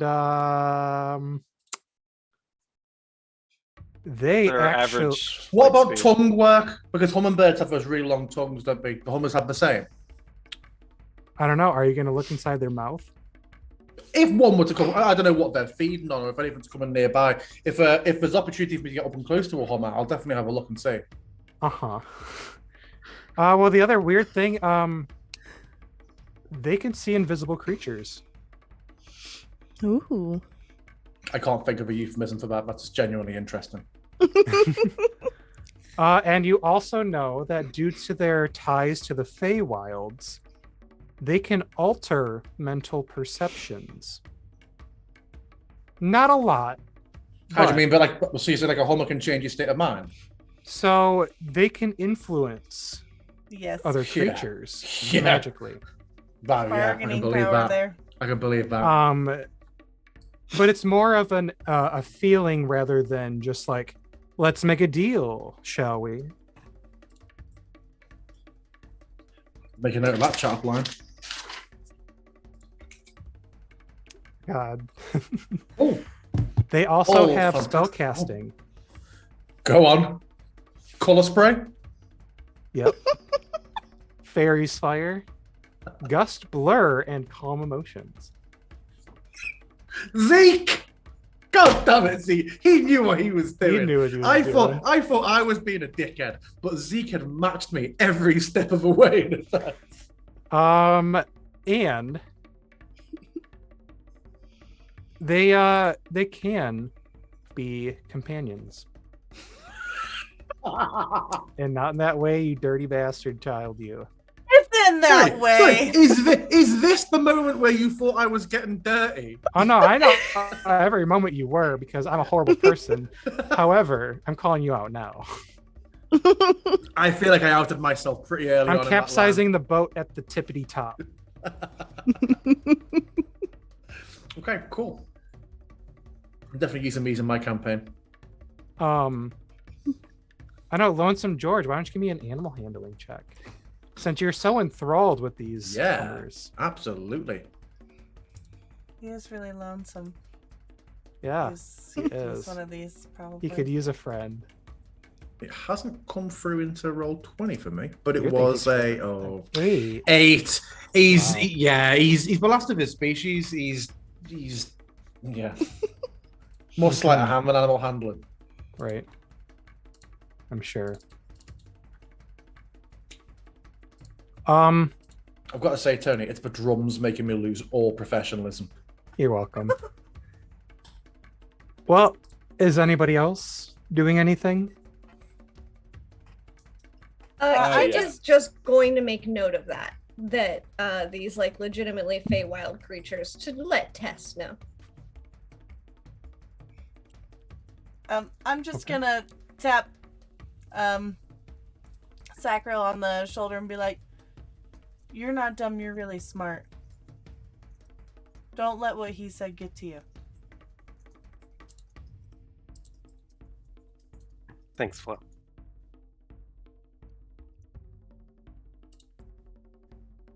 Fuck, the last thing he'll do is one last glance at his journal.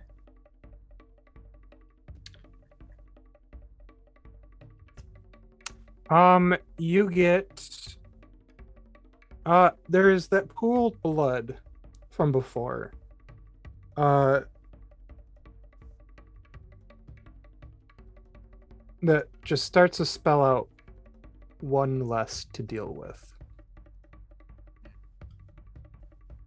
All right, he'll close it and put it back in his coat pocket.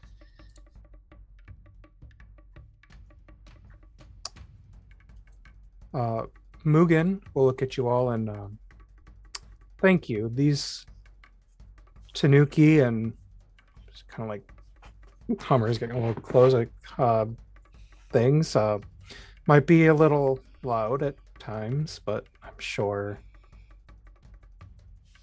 if they're not going to fear people off, everything will go fine.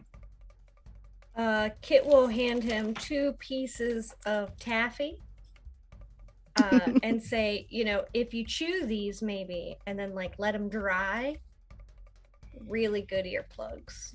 And she'll just hand them over to him. Thank you.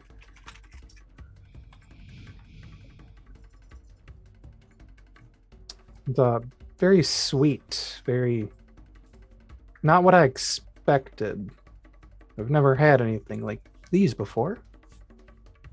It's candy, but I mean, you can have some extras to actually eat. Those ones are to like, stick in your ears when they dry. And she'll hand him a couple more candies and then just walk away. Oh, thank you.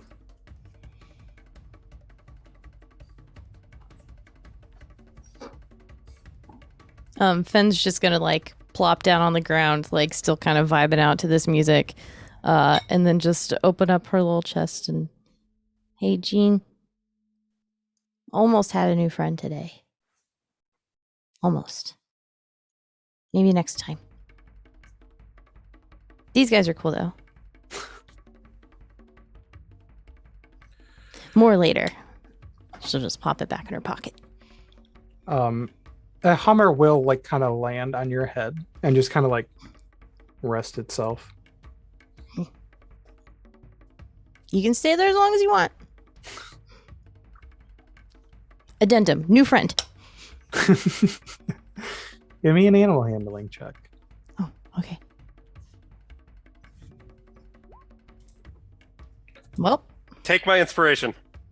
Oh, wait, I still have inspiration too. I'm gonna do that. Come on. You have 11? 2 inspirations. I do. Well, I have the bardic inspiration as well. Well, you have your one that you started with, one that Tony Yes. gave you for your box. Okay. So you have 2. Try it again. Fuck. Well. Take my inspiration. I don't think that works that way. It's okay. It's fine.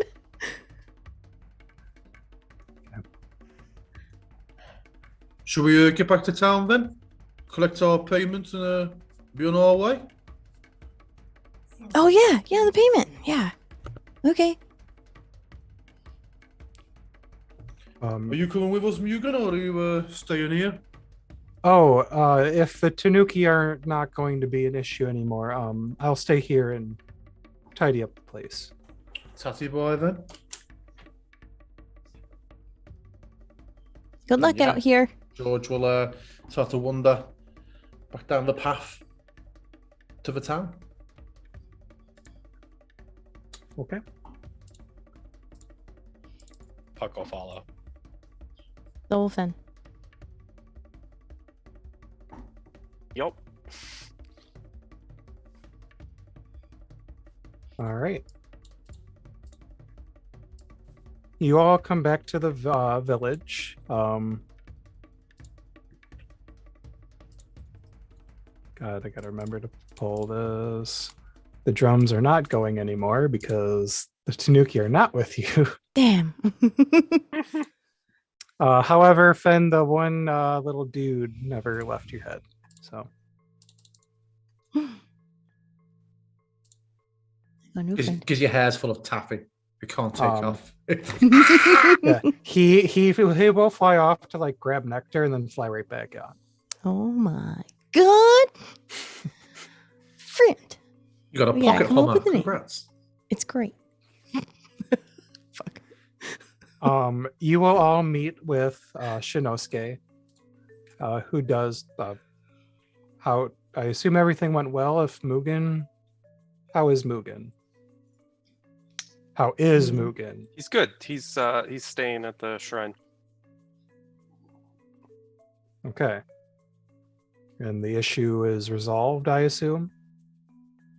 There won't be Yes. a problem. There was a local dispute between vying factions of Fey spirits, which we have managed to resolve with no bloodshed whatsoever between the Fey. I didn't know that there were Fae up there, but Two separate tribes. And you know what they say, when two tribes become aggressive, There's a lot of fatalities. exactly. you hear like the collective of the village groan. Thought I was going Frankie Goes to Hollywood, but I was just going terrible joke. And he will collect his chest and present it to you. There are 6 bags of like marked with your initials. These are each for you, and like also tied to each one is a punch ticket. Oh.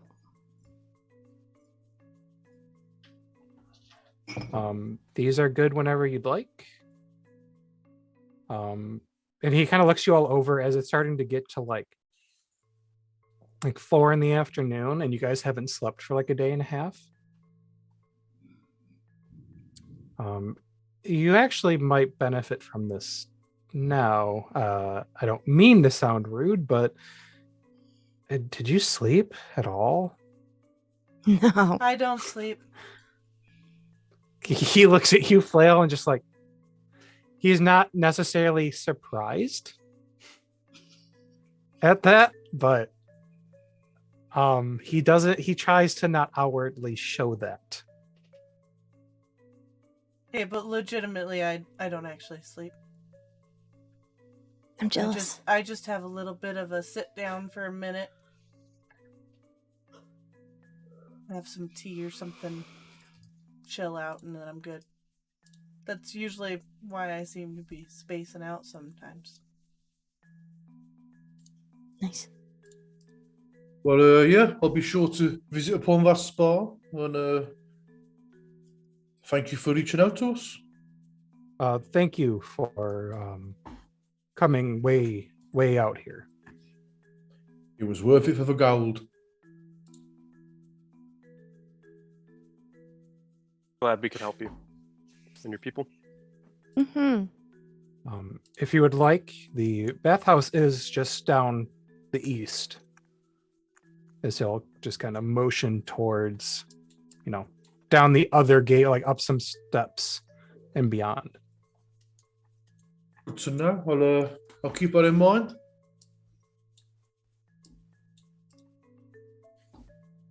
Buck will make his way to the dumpling place, sit down and drop a single gold coin into there. He's like, all right, time to eat. Otsu looks at it and she looks at you. That is how much dumplings are you planning to eat? As many as you could make. Yeah, Kit will follow behind and drop another gold coin and say, I "Keep 'em don't think I coming." have the supplies for all Worried you this. didn't understand what I said. I think all the dumplings. bacon and eggs. Yeah. The bacon and eggs. I appreciate. I literally do not have all of the ingredients for this much money. Well, then we'll be coming back later for more. I'll come back tomorrow for my $80. Okay, yeah, you guys eat here for a couple hours, where it starts to get kind of dark. Like this lady is like basically just, you guys take all of her supplies. Yeah, I'm not trying to work her to the bone. No, Mhm. this But, is like like, overtime. Yeah, like I'm just I mean- trying to get some food, and I'll take it right over to wherever everybody else is going. Like I'll So take a stack of the it's- bamboo things and make my way downtown. She What- actually will have her husband come from the pub and helps her. He will Oh. close down the pub for the day because this is a fuckload of money for them.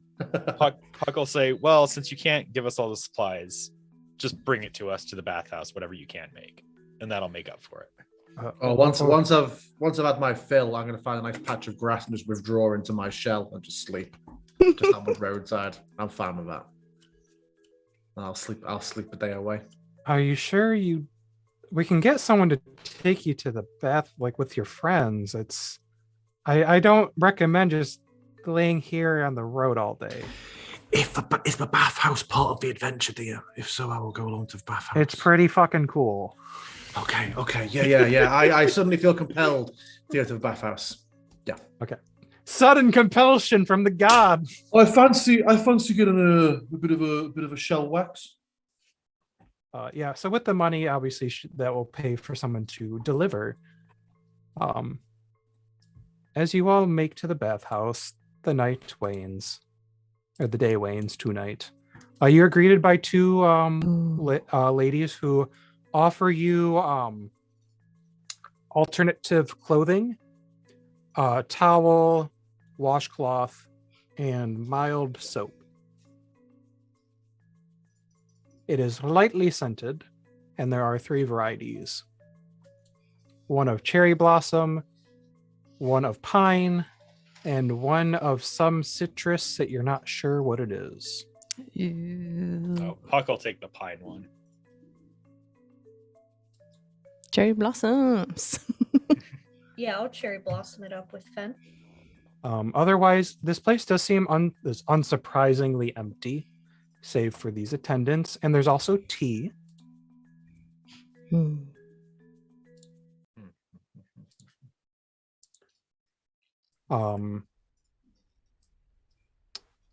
Once they've seen to your needs, they tell you enjoy your soak. Yeah.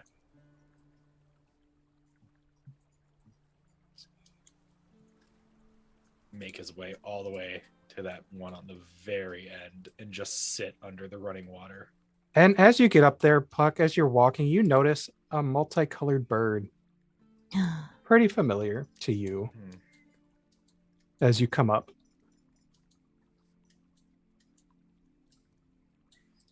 And it'll kind of just like walk, and come over and see Fen.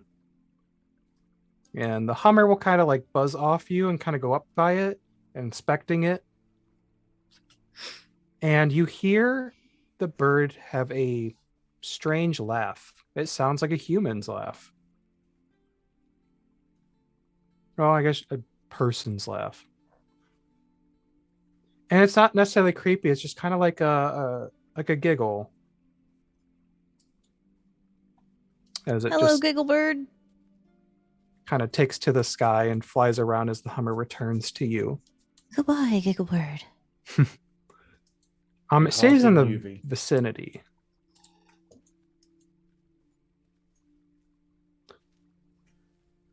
Out here is a beautiful open garden style. From the rear, a natural hot spring flows into a waterfall, which descends into a large pool. There's not a discernible way to enter the back pool, but water continuously flows into the surrounding pools by meticulous mason work. There are a few tables placed with teapots, kettles, and cups, and a few pools provide tables for such things. There are a couple lanterns scattered about with very soft orange light.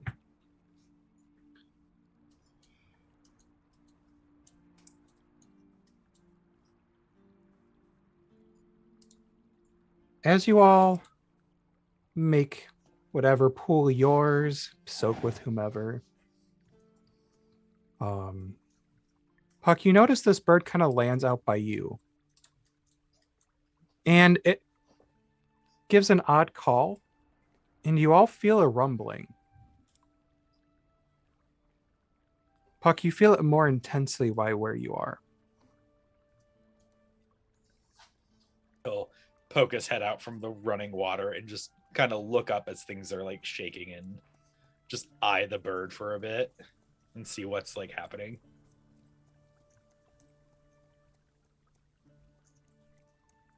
You see a very deep red glow coming from the back pool. It's hard to notice at first, but it seems to slowly intensify. Is there a way to climb up to it? You can attempt to. Oh, I'm going to. Okay. What is everyone else doing? Just sanking up to my neck. Think- Soaking, steaming, sleeping. After giving a towel or whatever, Sakura will go to change and like try to separate himself from Flail for a bit, and say he'll like be in there. But I think he's actually just gonna like, go in and then like immediately leave. And he's gonna go for a little walk outside for a bit. He's gonna find that shrine that was in the other part, and he's gonna kind of bow down and pray to it for a while. And gonna just say, I'm sorry, grandfather. I tried to be a hero. I did, but I couldn't do it. I failed. And as he kind of says this, he kind of waits for a moment, thinking something's gonna happen, like he's gonna hear something.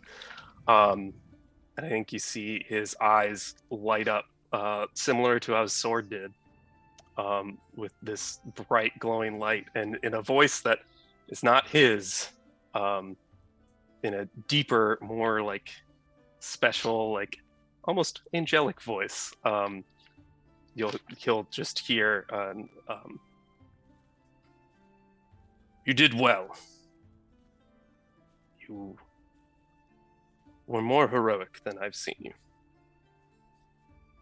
You deserve to rest. Don't stay here. And he's gonna, with that, get up, and then he'll come back and put on the towel and join others in the soak.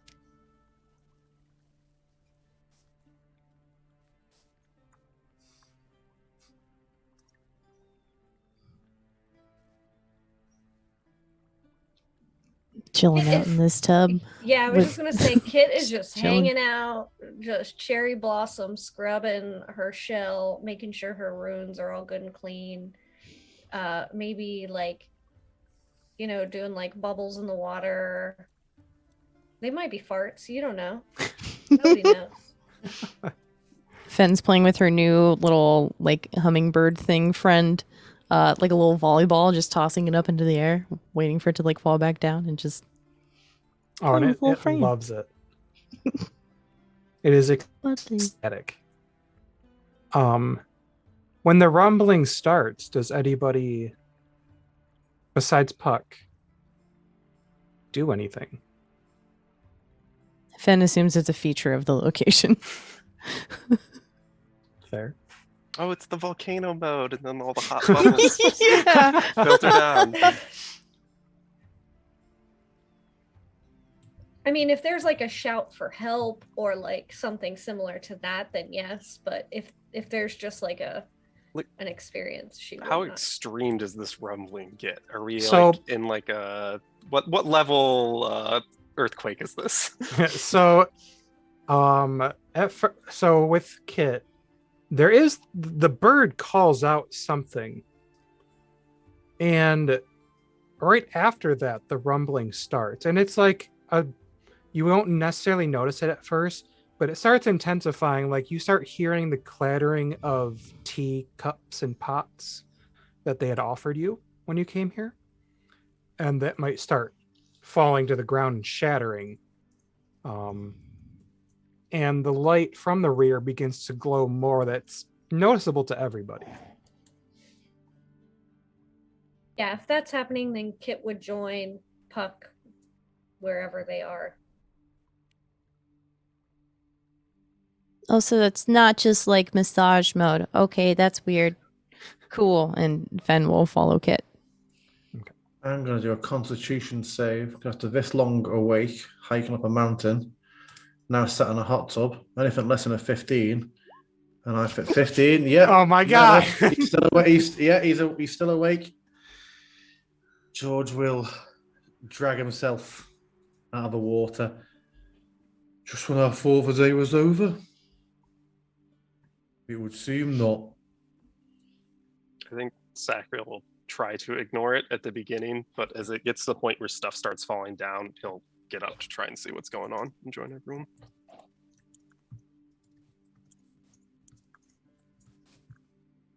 Flail, you're just following him along. Okay. Yeah, it's As not you- in like a weird puppy dog way. It's more like a, oh, we're getting up and okay, and like just following. Like, yeah, sure. As you make your way, you'll see that this back pool again, it glows red or orange to a red. It gets really bright. And you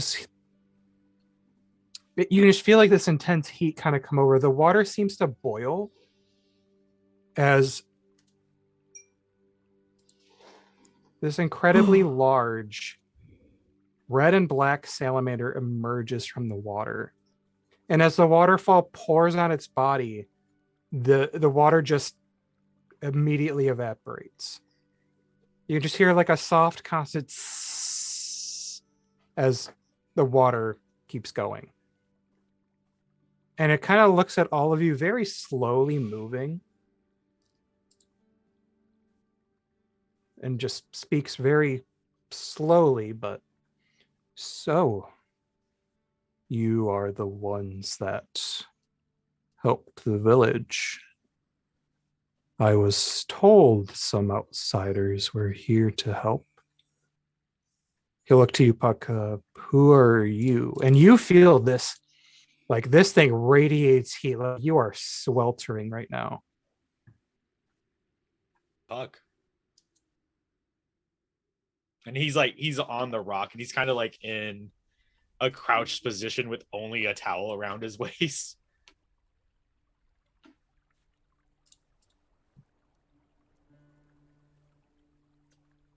I am Yogan.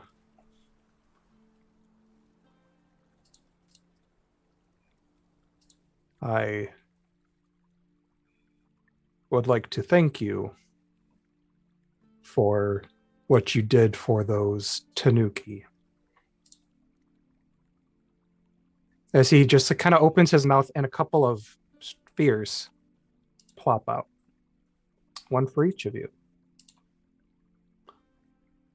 Memories are precious, especially to those not long lived.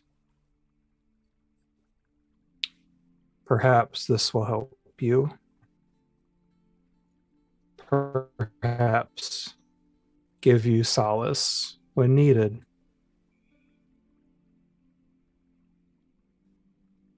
If you wish to speak again, you are welcome to meet me here. And he'll slowly descend into the water.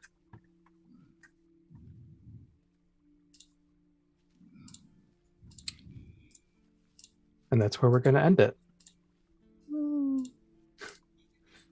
So thank you, everybody, for joining us. We do appreciate it. Thank you for all the donos, the raids. You can catch Emerald Expeditions. Next time is April 18th. I've been Tony, your dungeon master. Players want to go around in the overlay order real quick, give an outro.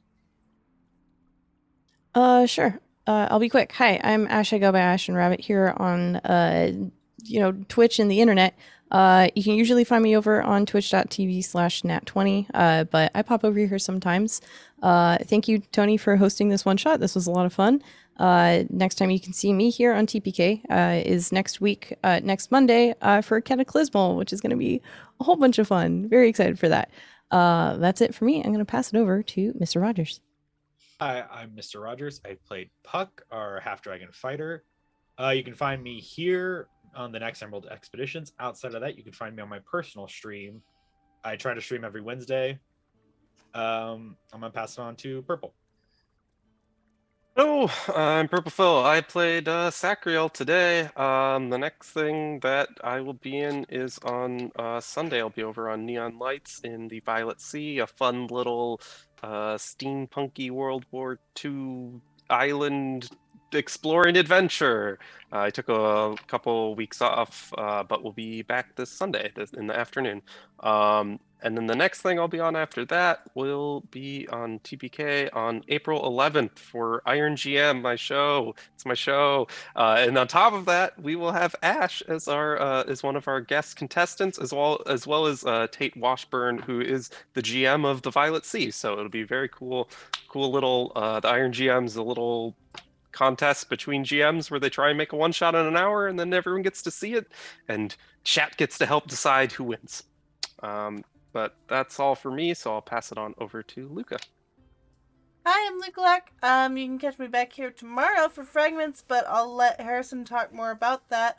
And then this weekend, you can catch me running Dark Echoes, our Curse of Strahd campaign, at 7 a.m. Pacific, and then Murder and Coffee later that day at 12 p.m. Pacific, and we're going to have a guest on talking about things, but it's late at night, so just check the schedule.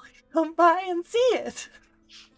And then, check the schedule. Come by, see me. It'll be great. Follow me on Twitter. Harrison. Hello, I'm Harrison. I played Lonesome George tonight. You can find me here, yes, tomorrow. So my Demiplanes of Dread campaign Fragments has come to TPK.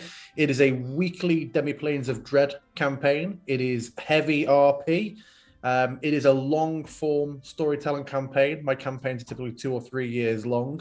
We're only 7 episodes in. All the VODs are on YouTube, so you can get caught up fairly quickly. Luca is a player in that. Other than that, you can find me in Dark Echoes. You can catch me this Sunday for part 3 of my House of Lament one-shot, which, like all one-shots, has turned into a 2 or 3 shot. That features Luca and Chrissy. And then you can catch me in Harper's Variants. Those are the 3 main things I'm in. And then it is just up to Chrissy. Yes.